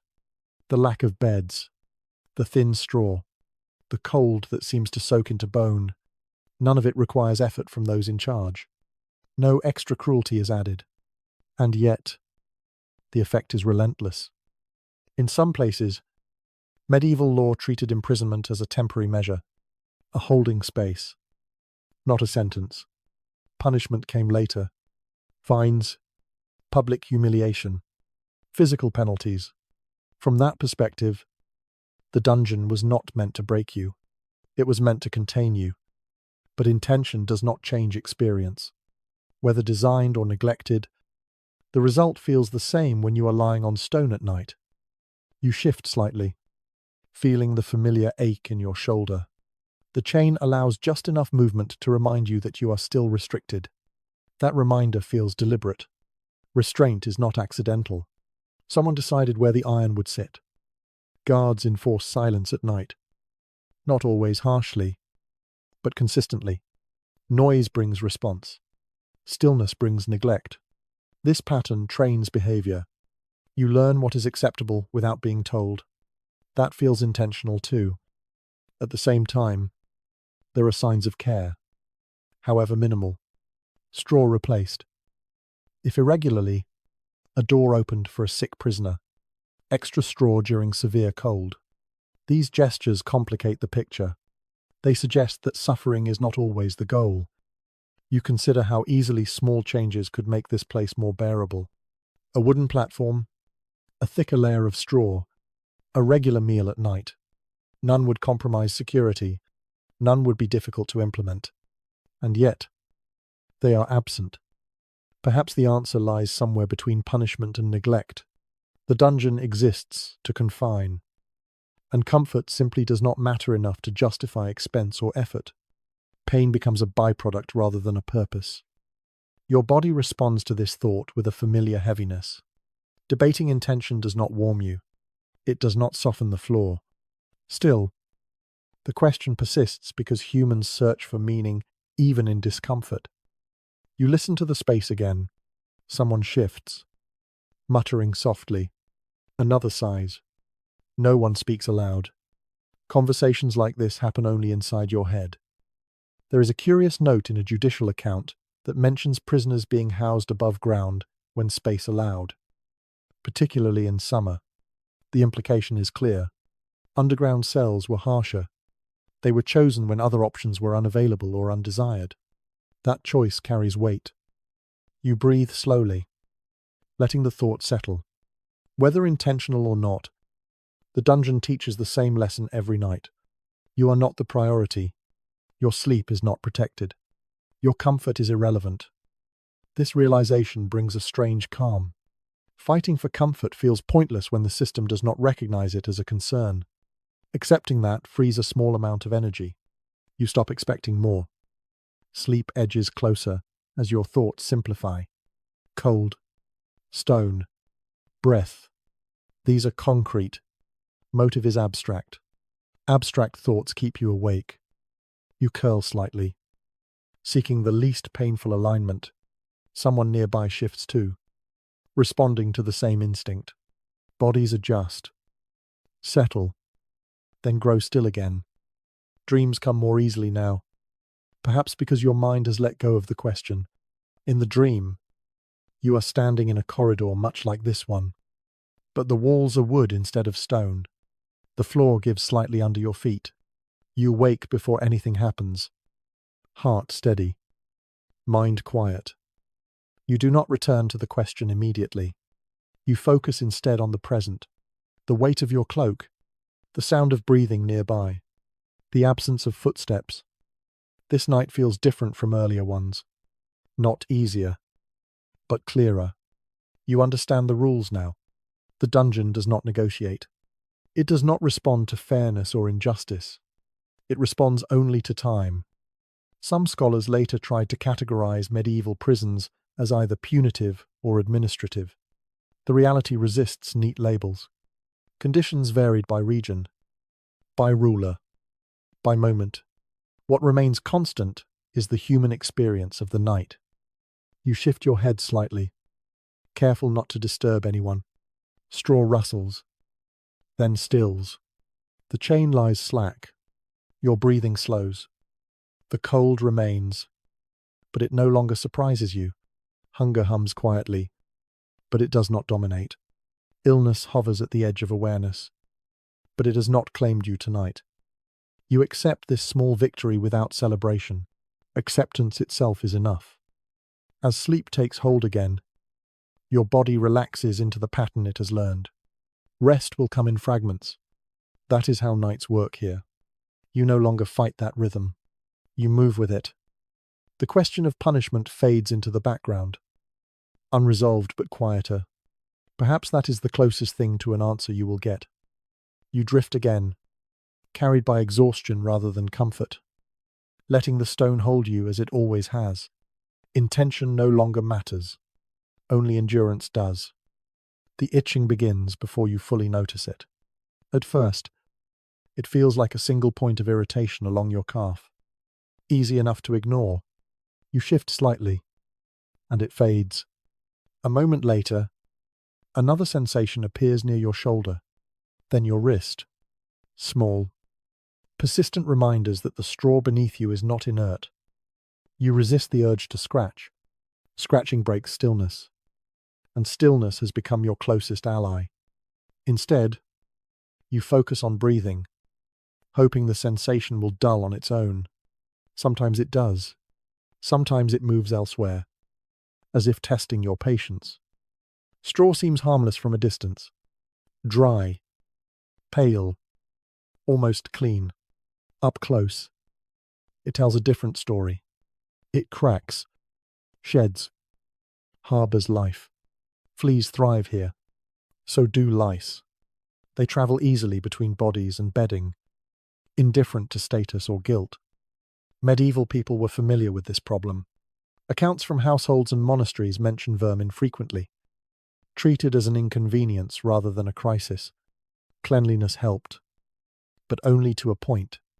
In prisons, where washing was rare and bedding older, infestations were expected. You feel another itch, sharper this time, just above your ankle. The chain limits your reach.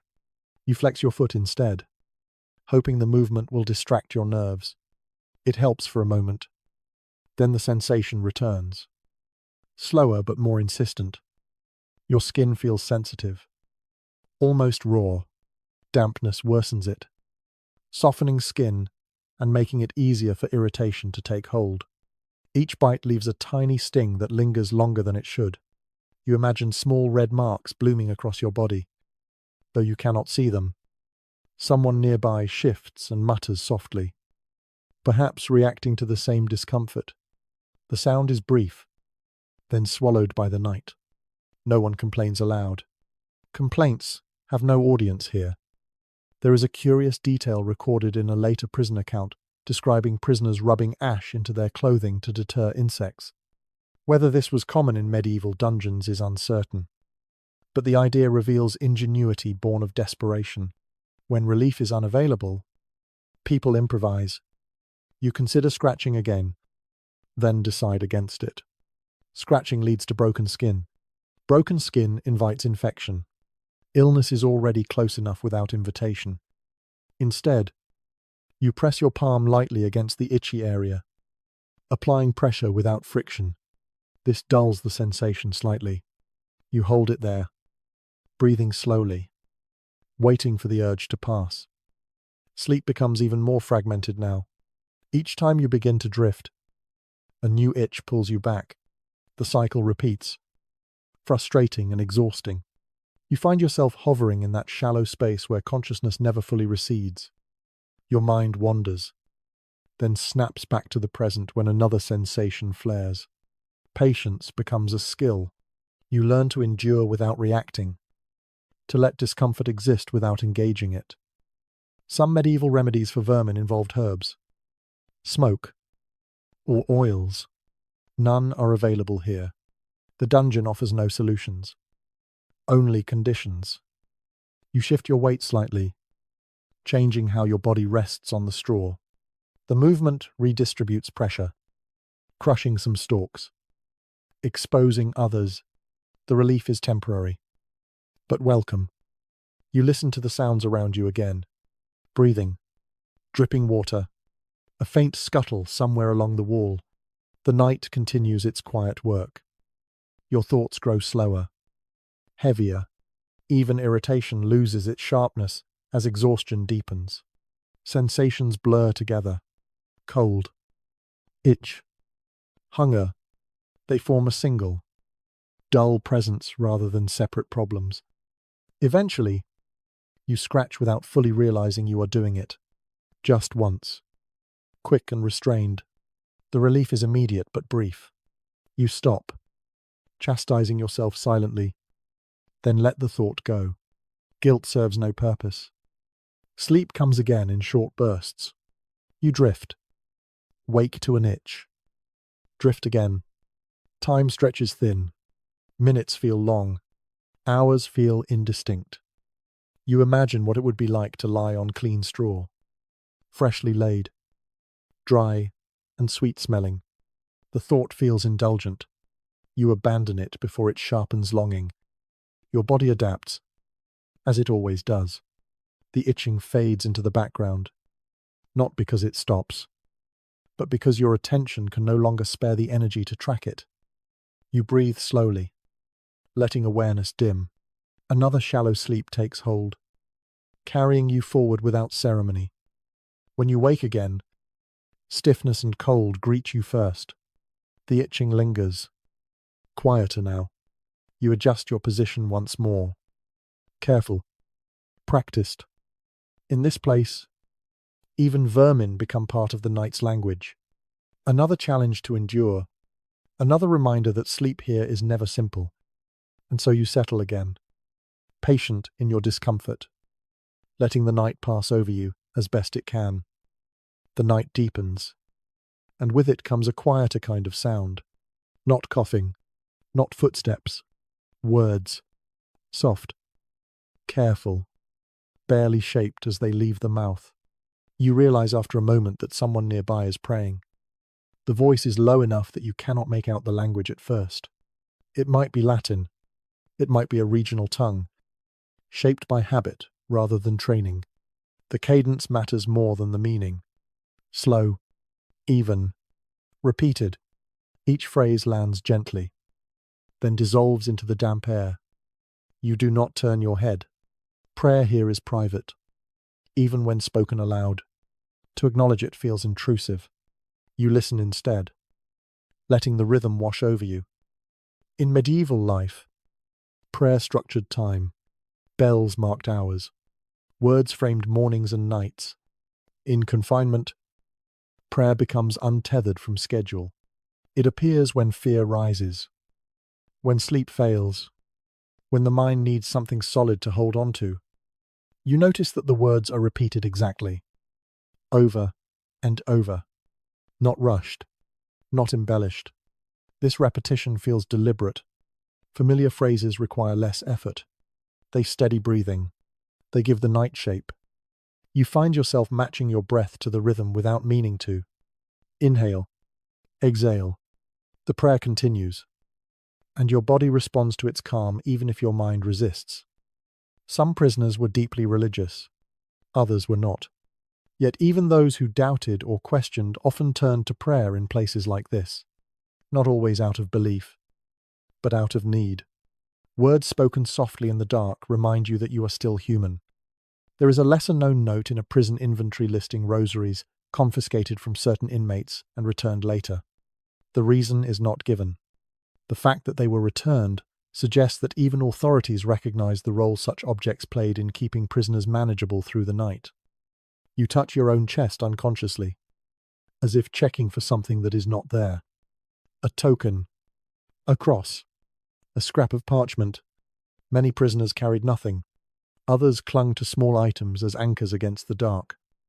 The prayer pauses, then resumes. This time, another voice joins it, quieter still. The two do not align perfectly. One lags behind the other. The overlap creates a gentle blur of sound, neither voice dominating. You feel tension ease slightly in your shoulders, not because the night has improved, but because something within it has softened. Prayer does that. It narrows focus. It reduces the future to the next phrase. You consider saying something yourself, a prayer learned long ago, or simply a phrase repeated until it loses meaning. You hesitate. Words feel heavy tonight. Silence has become comfortable. Instead, you listen. The prayers drift, fade, then return again. Someone stops. Someone else continues. The sound ebbs and flows like breath. Not all prayers are for deliverance. Some ask only for endurance, strength for the night, peace of mind. Others are less structured, more like whispered confessions. Regrets spoken into darkness without expectation of response.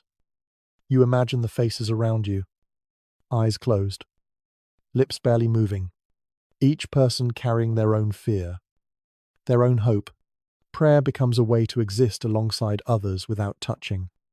There is debate among scholars about how common prayer was in medieval prisons, particularly among those accused of secular crimes.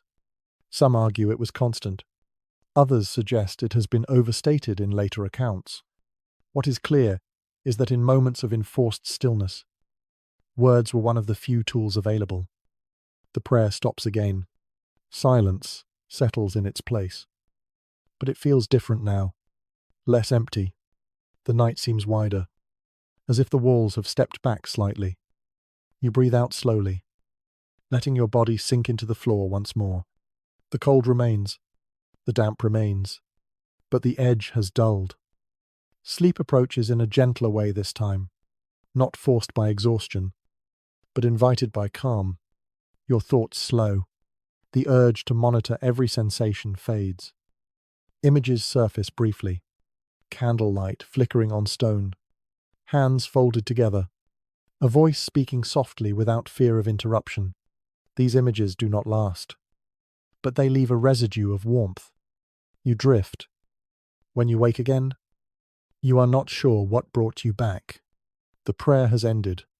The cell has returned to its usual soundscape. Drips, breathing, stillness. Yet something lingers. A sense that the night has moved forward, that time has passed in a way you could feel rather than measure. You lie quietly, letting sleep return on its own. There is no rush. The night will take as long as it takes. And so you rest again, carried not by comfort, but by rhythm, breath, silence, stone, words spoken and released. For now, that is enough to hold you until the next waking moment arrives. Sleep finally takes you somewhere unfamiliar, not deep, not peaceful, but different from the half-rest you have learned to accept. Your body remains heavy on the stone, yet your mind begins to loosen its grip on the room around you. The dungeon does not vanish. It fades. Images arrive without invitation. They do not follow logic or order. A stretch of road you once walked, a doorway you recognize but cannot place, a voice calling your name, though the sound carries no urgency. Dreams here are not escapes. They are rearrangements of what you already know. You become aware that the dreams are shaped by constraint. You do not run.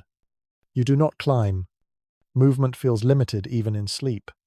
Your mind remembers the chain. It remembers the walls. Freedom appears only in small gestures. Turning a corner, sitting by a fire, lying down without pain. You surface briefly, unsure whether you are awake or still dreaming. The cold answers that question quickly. Your body reminds you where you are. The dream dissolves, leaving behind a faint sense of loss. You drift again. This time, the dream holds longer. You are inside a room that looks ordinary at first. Wooden walls, a low ceiling. The floor feels solid but forgiving. You lie down and wait for the familiar ache, but it does not come. The absence feels startling. You wake abruptly, heart steady but alert. Dreams in confinement behave differently. They borrow heavily from memory and scarcity. Medieval writers sometimes describe dreams as messages or warnings. Others viewed them as the body processing imbalance. Down here, they feel more like rehearsals for comfort that no longer exists. You breathe slowly, allowing sleep to approach again. It does, cautiously. In the next dream, you are not alone. Other figures sit nearby, close enough to share warmth, but far enough to leave space. No one speaks. No one needs to. The quiet feels intentional. You recognize some faces. Others blur before you can name them. You wake with the image still present, then feel it slip away as sensation returns. Stone presses against your back. Damp air clings to your skin. The dream leaves no trace except a brief easing of tension in your chest. You lie still, eyes closed, testing whether sleep will return on its own. It does, though not immediately. Your body hesitates, as if checking conditions before committing. Dreams fragment again. This time, they arrive as sensations rather than scenes. Warmth without source, light without direction, the feeling of being held in place without restraint. These impressions pass quickly, but they leave your muscles looser than before. There is a long-standing question among historians about how imprisonment affects dreaming. Some believe that extreme environments suppress dreams entirely. Others argue the opposite, that deprivation intensifies them. The evidence is scattered, drawn from later memoirs and indirect accounts. What seems clear is that dreams in confinement rarely offer relief. They mirror need more than desire. You wake again, but gently this time. No jolt, no panic, just awareness returning, layer by layer. You feel the chain, the floor, the presence of others nearby. None of it surprises you. Your breathing remains slow. Your heart does not race. This is new. Something has shifted, however slightly. Perhaps your body has learned that constant alertness costs too much. You rest in this waking state for a while, eyes closed, not sleeping, not fully awake. This in-between space feels safer than either extreme. You are aware enough to respond if needed, relaxed enough to conserve energy. Eventually, sleep returns without ceremony. No dream accompanies it this time, just darkness within darkness, a pause in thought. When you wake again, your limbs feel heavy but less rigid. The stiffness is still there, but it has softened at the edges. You stretch as much as the chain allows, then stop. Even this small movement feels risky, but your body needs it. The night has progressed. You can feel it, even if you cannot see it. Something about the air has changed. The cold remains, but it no longer sharpens. The dampness feels settled rather than active. You close your eyes once more, letting rest take you again. Dreams do not return. Instead, you sink into a deeper quiet, the kind that does not show images, only absence. This rest does not last long, but it lasts long enough. When awareness returns, you carry with you a faint echo of the dreamless space. It lingers like warmth remembered after it fades. You lie still, breathing evenly, accepting the rhythm you have been given. Sleep and waking, dream and absence, constraint and brief release. Here, even dreams are shaped by stone. And yet, they arrive anyway, stubborn and human, slipping through cracks the dungeon never intended to leave open. For now, that quiet persistence is enough to carry you forward into whatever remains of the night. You sense the change before you can name it. The air feels different. Not warmer, not lighter, just altered in a way that nudges you toward awareness. Something has shifted beyond the walls, even if the dungeon itself remains the same. This is what passes for morning here. Your eyes open, though there is nothing new to see. Darkness still holds the space. The slit of a window, if there is one, offers no light yet. And still, your body knows. The night has thinned. Time has moved forward. You stretch as much as the chain allows. Careful and deliberate. Muscles protest softly, sending dull aches through shoulders and hips. You welcome the sensation. Pain confirms that circulation is returning, that you are still responsive. Around you, others stir as well. Not all at once, but in small signs. A sigh, a cough, the soft scrape of straw as someone shifts position. Morning announces itself through bodies rather than light. You sit up slightly, bracing yourself with one hand. The stone floor feels colder now than it did during the night. Or perhaps you are simply more aware of it. Sleep dulled sensation. Waking sharpens it. Your breath fogs faintly. You watch it for a moment, then stop. There is no need to mark the air anymore. The day will do that for you soon enough. Hunger returns more clearly now.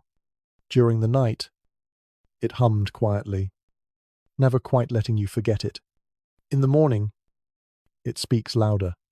Your stomach tightens, then releases, as if testing whether food might arrive. Food usually comes after morning checks. That is the pattern.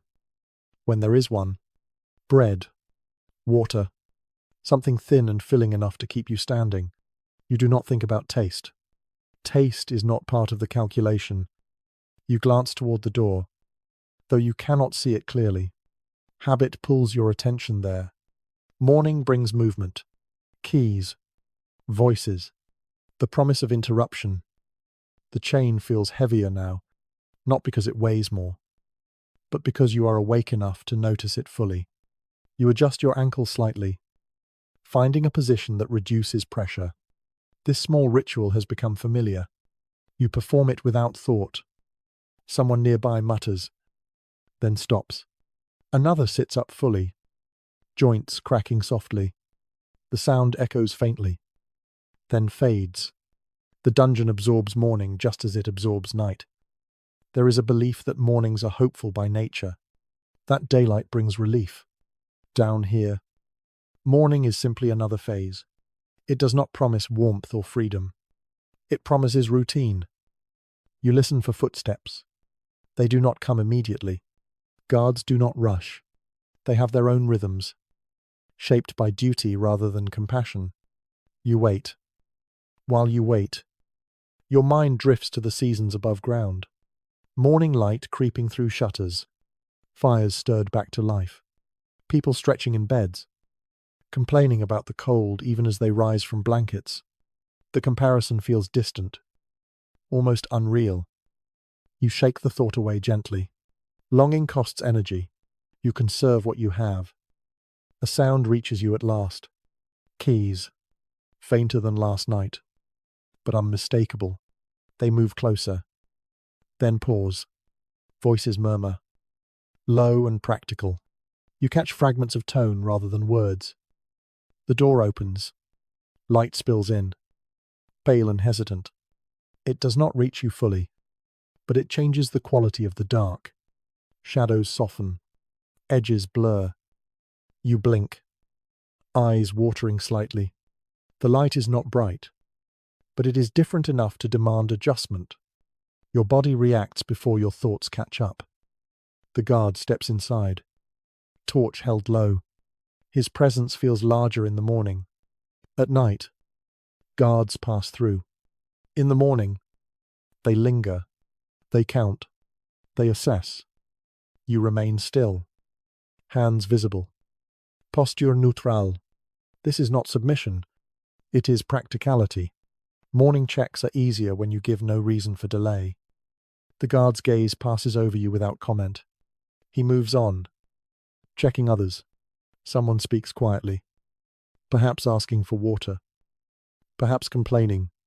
The guard responds with a short phrase. Nothing changes. Bread arrives shortly after, not directly to you, but distributed along the row. When your turn comes, a piece is placed within reach. Hard. Dry.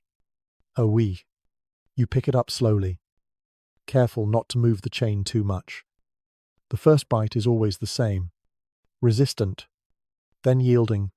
Your jaw works steadily, conserving energy. You chew thoroughly, not because it tastes good, but because swallowing dry bread too quickly can cause discomfort. You drink when water is offered. The cup is passed hand to hand. You take a careful sip, then another. The water is cold.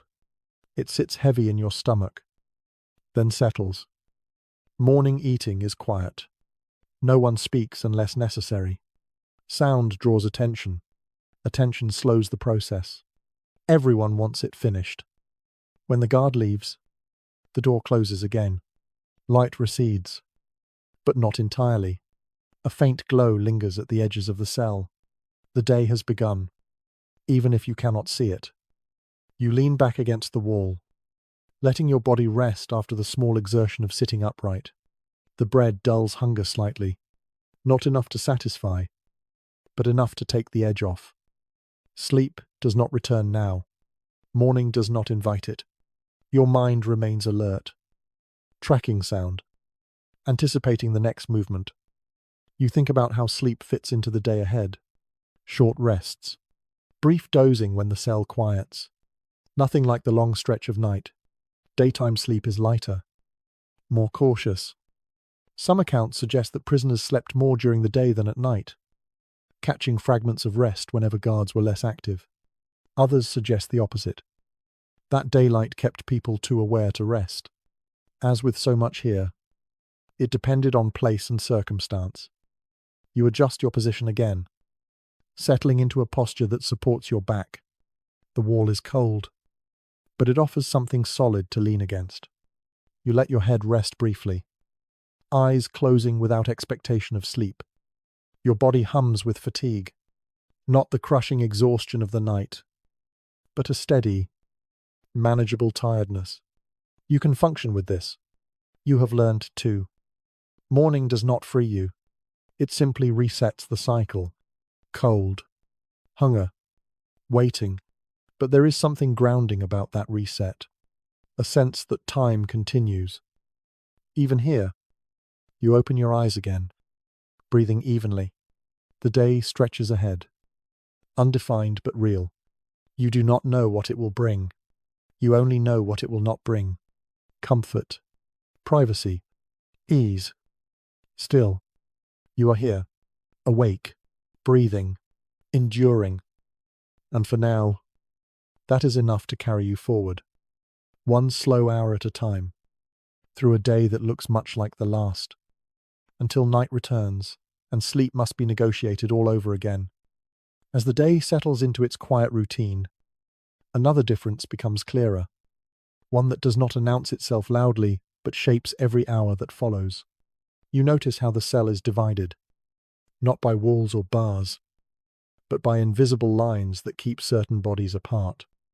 Men lie on one side, women, if they are here at all, are kept elsewhere. This separation is not always perfect, and it is not always kind, but it is intentional. Medieval authorities understood vulnerability in blunt, practical terms. Women in confinement faced risks that went beyond cold and hunger. Night amplified those risks, and sleep became something far more fragile. If women were held in the same complex, their sleeping arrangements were usually separate, sometimes behind another door, sometimes above ground, sometimes under closer supervision. The conditions were rarely better. Often they were worse. Smaller rooms, less straw, more isolation. You think about how silence would feel in such a space, not the shared breathing of a crowded cell, but the emptiness of sleeping alone with stone on all sides. Warmth would be harder to find. Sound would arrive distorted, harder to interpret. Every noise would feel closer.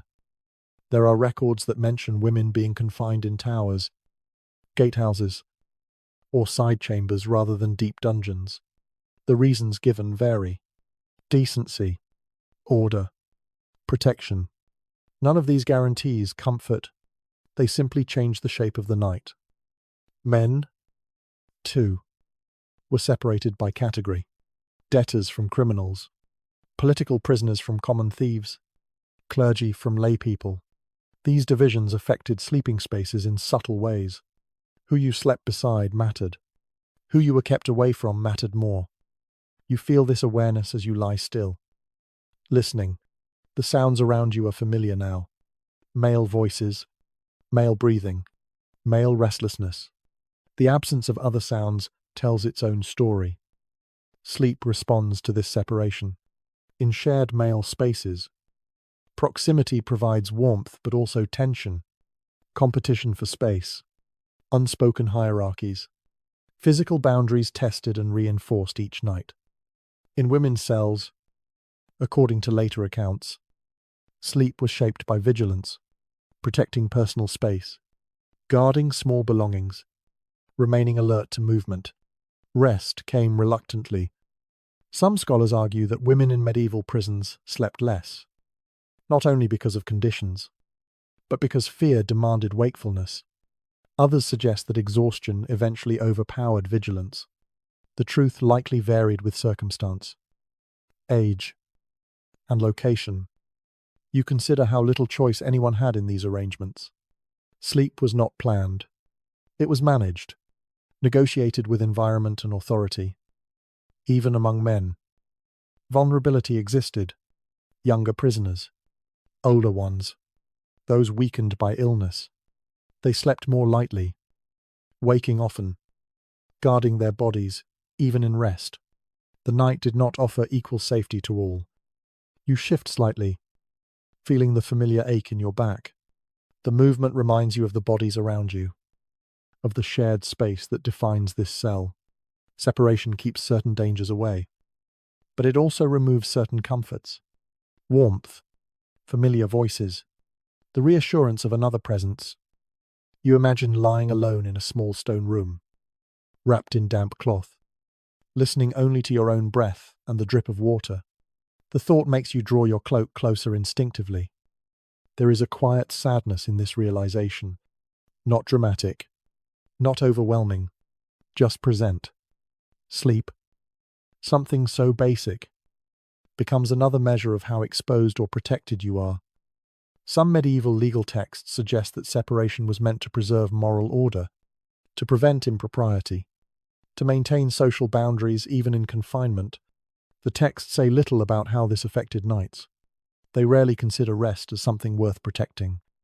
You lean your head back against the wall, closing your eyes briefly. The stone is cold, but it is familiar now. Familiarity has its own comfort, however limited. Your breathing slows. Daytime sleep is possible, but it remains shallow. You rest without fully letting go, aware of movement, alert to sound. You drift for a moment, then wake again when someone nearby shifts. The interruption is minor, but it pulls you back. You do not resent it. This is how rest works here. You think again of those kept apart, sleeping alone or under closer watch. Their nights shaped by isolation rather than crowding. Their days perhaps quieter, but no easier. The dungeon organizes bodies according to rules that do not bend for comfort. Gender, rank, accusation. Each determines where you lie, who you hear breathe beside you, how much warmth reaches you when the night returns. You settle into stillness once more, letting the thought fade. Comparison sharpens awareness but offers no relief. You focus instead on the simple act of breathing, on the weight of your body against the floor. Sleep will come later. When night returns, it will bring the same negotiations, the same calculations. Who lies close? Who is kept away? For now, you remain awake, conserving energy, letting the day pass in muted tones. Separation has shaped this place as surely as stone and iron. It defines not only where you sleep, but how safely you can surrender to rest. And as the hours move forward, you accept that sleep here is never just about exhaustion. It is about proximity, about protection, about the quiet ways the dungeon decides who can rest, and who must remain watchful, even in their dreams. By now, you have learned that the dungeon itself plays a role in how you sleep, not just the cold or the damp, but the shape of the space around you. Architecture becomes an invisible hand, guiding your body into certain positions and denying others. You notice the ceiling first. It is lower than you remembered, or perhaps you are simply more aware of it now. When you sit up too quickly, your shoulders brush stone. The air feels compressed, heavier near the top, as if warmth has nowhere to gather. In some places, dungeons were carved directly into bedrock. In others, they were built from thick masonry blocks. The difference matters. Solid rock holds cold differently than stacked stone. It releases it slowly, relentlessly, long after the outside world has begun to warm. You press your palm against the wall beside you. The surface is uneven, worn smooth in some places, rough in others. You imagine how many hands have rested here before yours, seeking the same reassurance, the same stability. Stone remembers pressure. It records it quietly. The depth of the dungeon matters too. Cells closer to ground level sometimes catch a trace of warmth during the day. Those buried deeper do not. They remain insulated from change, locked into a narrow band of temperature that never favors the human body. You have noticed how sound behaves here. Voices echo briefly, then vanish. Footsteps travel unpredictably. Some directions carry sound farther than others. This unevenness keeps you alert, listening carefully for cues that may or may not matter. Sleep responds to this uncertainty. In spaces where sound lingers, you wake more often. In spaces where sound dies quickly, silence becomes oppressive. Either way, rest is shaped by the walls. There is an architectural detail mentioned in a castle inventory describing air shafts cut into certain cells. Their purpose was ventilation, not comfort. They prevented suffocation, not cold. Still, cells with airflow slept differently. Air movement carries sound, scent, and a sense of connection to the outside. You try to remember whether your cell has such a shaft. Perhaps there is a faint draft you have felt without naming, a slight movement of air near the floor or ceiling. If so, it explains why the cold feels sharper at certain hours. The shape of the floor matters too. Some are flat, others slope subtly toward a drain. Sleeping on a slope pulls your body out of alignment. You wake with sore hips, stiff neck, muscles strained from compensating all night. You adjust your position again, seeking balance. The chain limits you, but you find a compromise. This act feels familiar now, almost routine.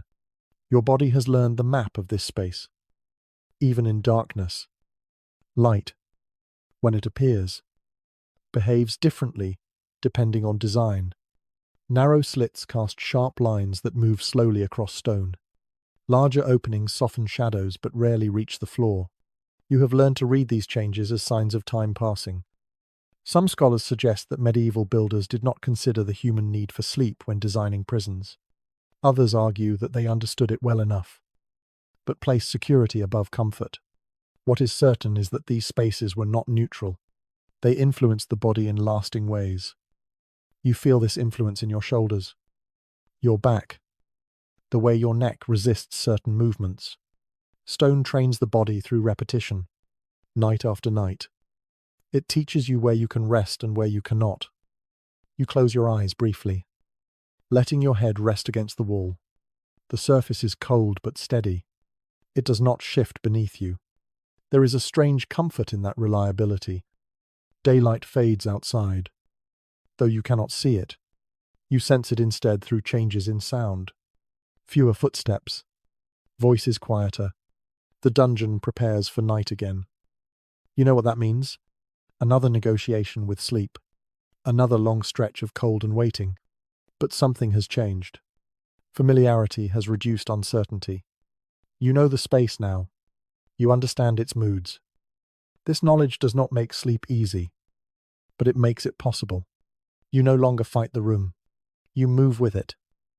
As darkness settles fully, you draw your cloak closer and settle into the position you know best. The stone receives you without comment. Tonight, the dungeon will shape your sleep again, and you, in turn, will adapt once more, learning how to rest within walls that were never meant to care. By now, sleep has stopped feeling like something that simply happens. It has become a skill, not learned all at once, but built slowly, night by night, through small adjustments and quiet observations. You do not think of it this way at first. You just notice that you survive the nights a little better than you did before. You have learned how to place your body so that pain arrives more slowly, which side tolerates pressure longer, how much you can curl without cramping, where the chain allows slack, and where it punishes impatience. These details are etched into muscle memory. You have learned when to move and when not to. Shifting too often wastes energy and draws attention. Remaining perfectly still invites stiffness that hurts more later. Somewhere between the two lies a rhythm your body has discovered on its own. Breathing has become deliberate, slow, measured. You no longer gasp when the cold surprises you. You accept it. Breathe through it. Let your chest rise and fall in a controlled pattern that conserves warmth. This alone makes a difference. You have learned how to borrow warmth from others without demanding it. How to settle close enough to share heat without provoking tension. How to recognize when someone needs space. And when they are willing to trade comfort for survival. You have learned which sounds matter and which can be ignored. The drip of water does not require a response. The rustle of straw usually does not either. Keys always do. Footsteps sometimes do. This discernment allows your mind to rest, even when your body cannot. You have learned that sleep does not arrive all at once here. It comes in pieces. 10 minutes. 20. A shallow hour, if you are fortunate. You take each fragment as it comes, without expectation of more. Expectation makes disappointment sharper. There is a quiet discipline in this acceptance. Not resignation. Exactly. More like adaptation. You are not giving up. You are learning how to last. Some later observers wrote that prisoners became strangely calm over time. This calm was not peace. It was efficiency. A mind that wastes less energy on panic has more left for endurance. You feel this calm now, as night returns. Your body recognizes the signals, the way sound shifts, the way the air feels heavier. You prepare without conscious thought. Settling into the posture you know best. You pull your cloak into place, folding it just so. The damp fabric still chills, but you know how to arrange it to trap a thin layer of air. You tuck your hands where they lose heat more slowly. You angle your head to avoid the worst of the drafts. Around you, others do the same. You see it in their movements. Brief and economical. Everyone here has learned something about sleeping under constraint. No one speaks of it. There is no need. You close your eyes, not expecting sleep immediately. You let your thoughts slow first. You focus on breathing. In, out, steady. The cold presses in, but it does not surprise you anymore.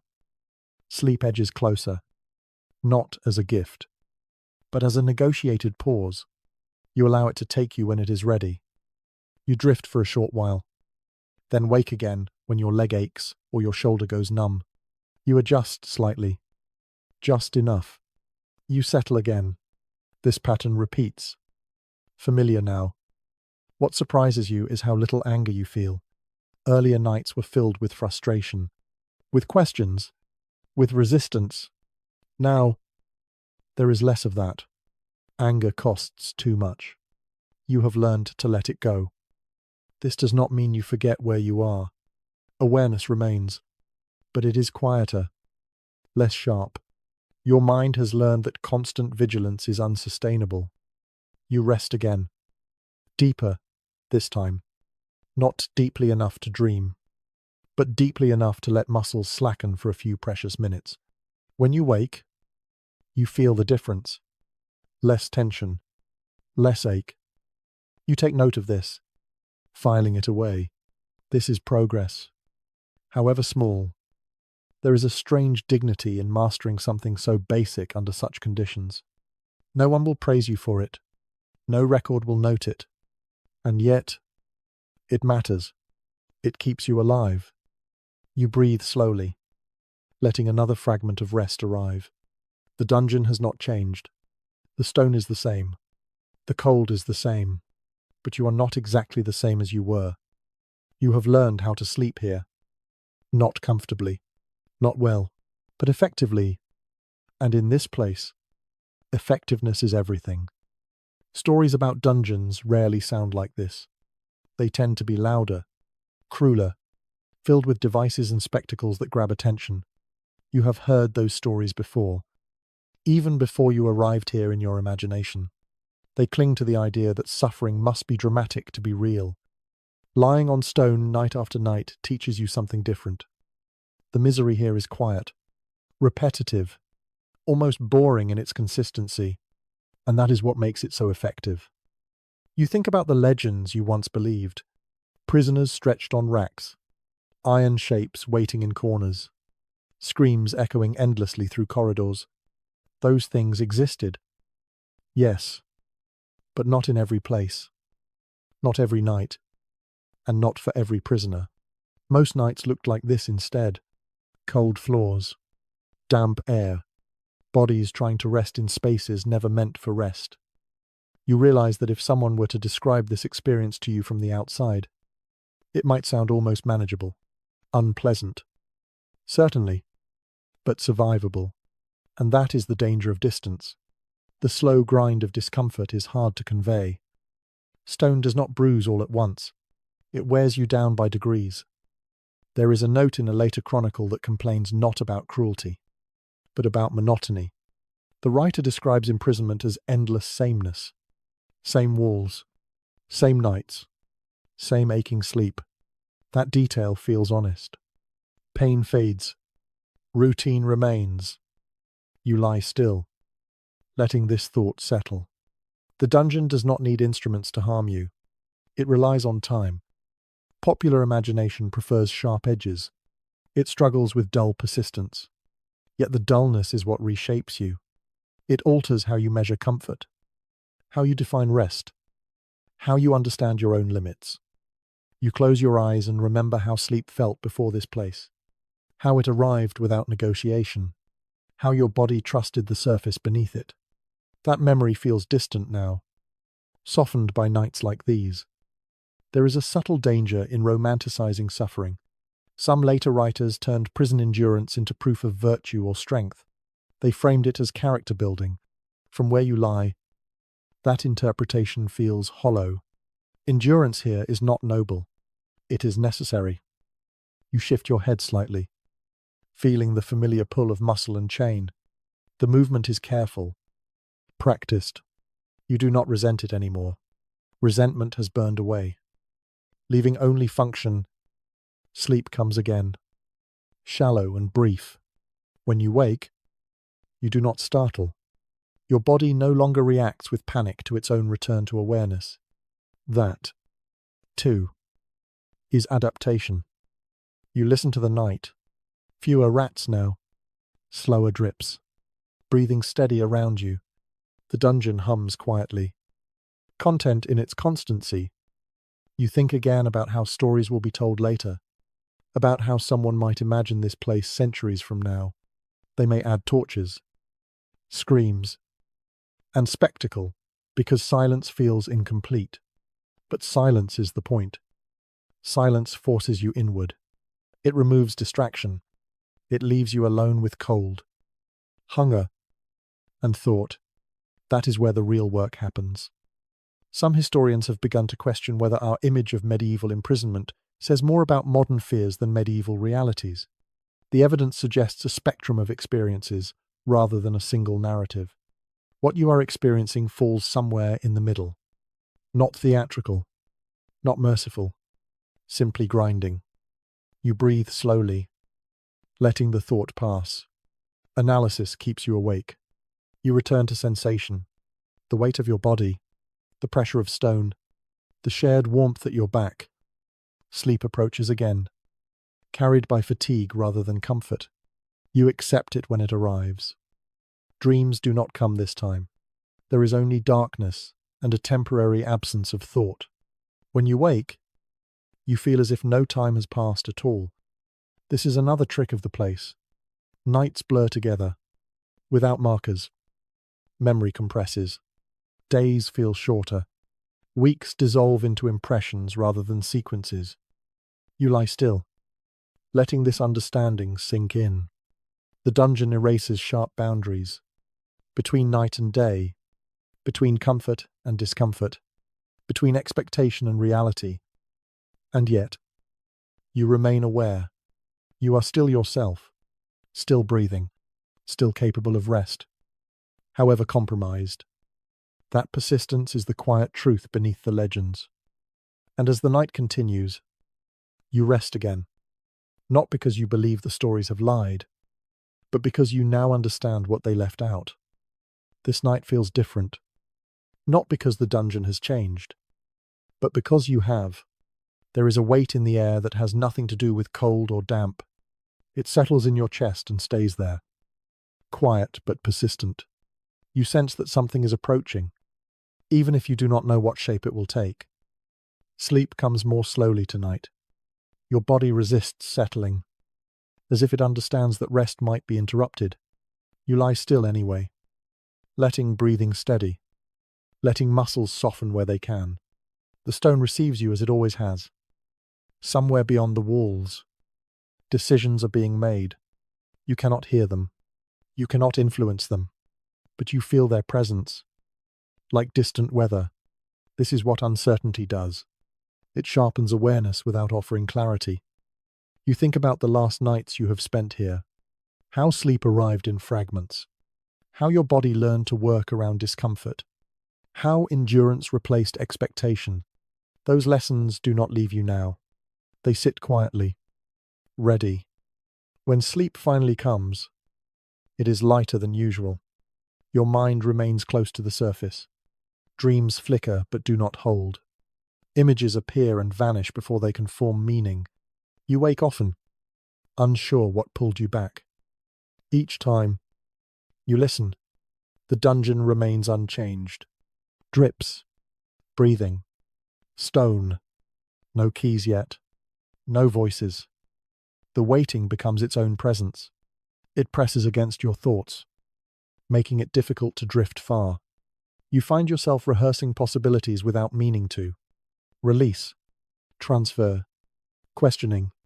None of these images feel solid. They dissolve as soon as you examine them. There is a detail in some judicial records that mentions prisoners being informed of decisions only at dawn. Not the night before, not gradually, just told. The waiting until then carried its own strain. Whether this was intentional or simply convenient is unclear. You lie still, letting the idea pass. Anticipation costs energy. You have learned to conserve. Your breathing slows again. You close your eyes, not expecting sleep, but allowing it if it comes. This small permission makes a difference. Tension eases slightly. Dreams return, but they are restless. Doors open and close without revealing what lies beyond. Voices call, then stop. You wake with your heart steady, but your mind alert. The night feels longer than usual. Perhaps it is. Perhaps it only feels that way because of what you sense ahead. Time behaves strangely when the future intrudes on the present. You shift your head. Careful. Practiced. The chain responds softly, then stills. You settle again, aware of how familiar this motion has become. It feels strange to realize that you know this place so well. You listen to others around you. Their breathing sounds different tonight. Lighter. Interrupted. You are not the only one sensing change. Bodies respond before words do. There is no announcement. No signal. The dungeon offers no warning. It never has. Eventually, exhaustion wins again. Sleep takes you in short stretches, each one shallow, each one easily broken. You take them anyway. Rest, even flawed, is still rest. When you wake again, you feel the cold more sharply. Sensation returns quickly, as if your body refuses to fully relax. You sit with it, breathing, waiting. The hours pass without event. Night begins to thin. You sense the approach of morning in the same subtle way you have learned to recognize. The air shifts. The silence changes texture. You realize then that this may be your last night here, or it may not.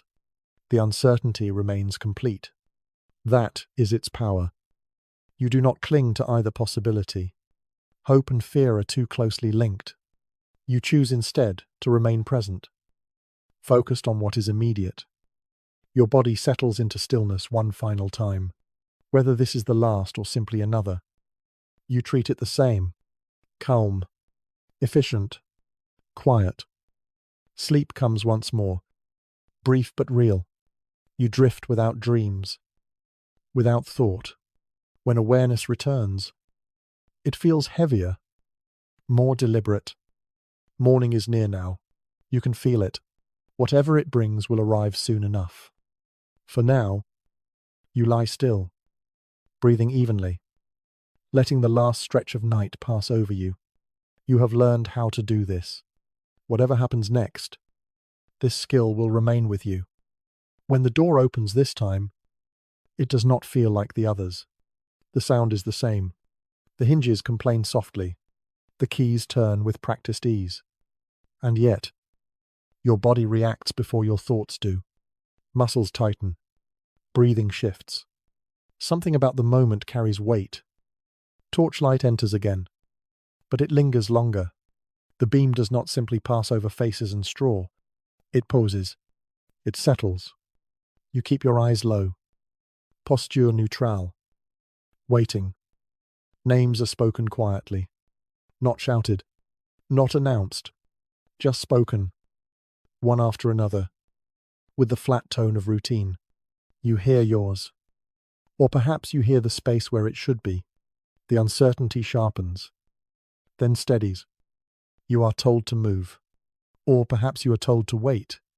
The instruction itself matters less than the fact that it has arrived.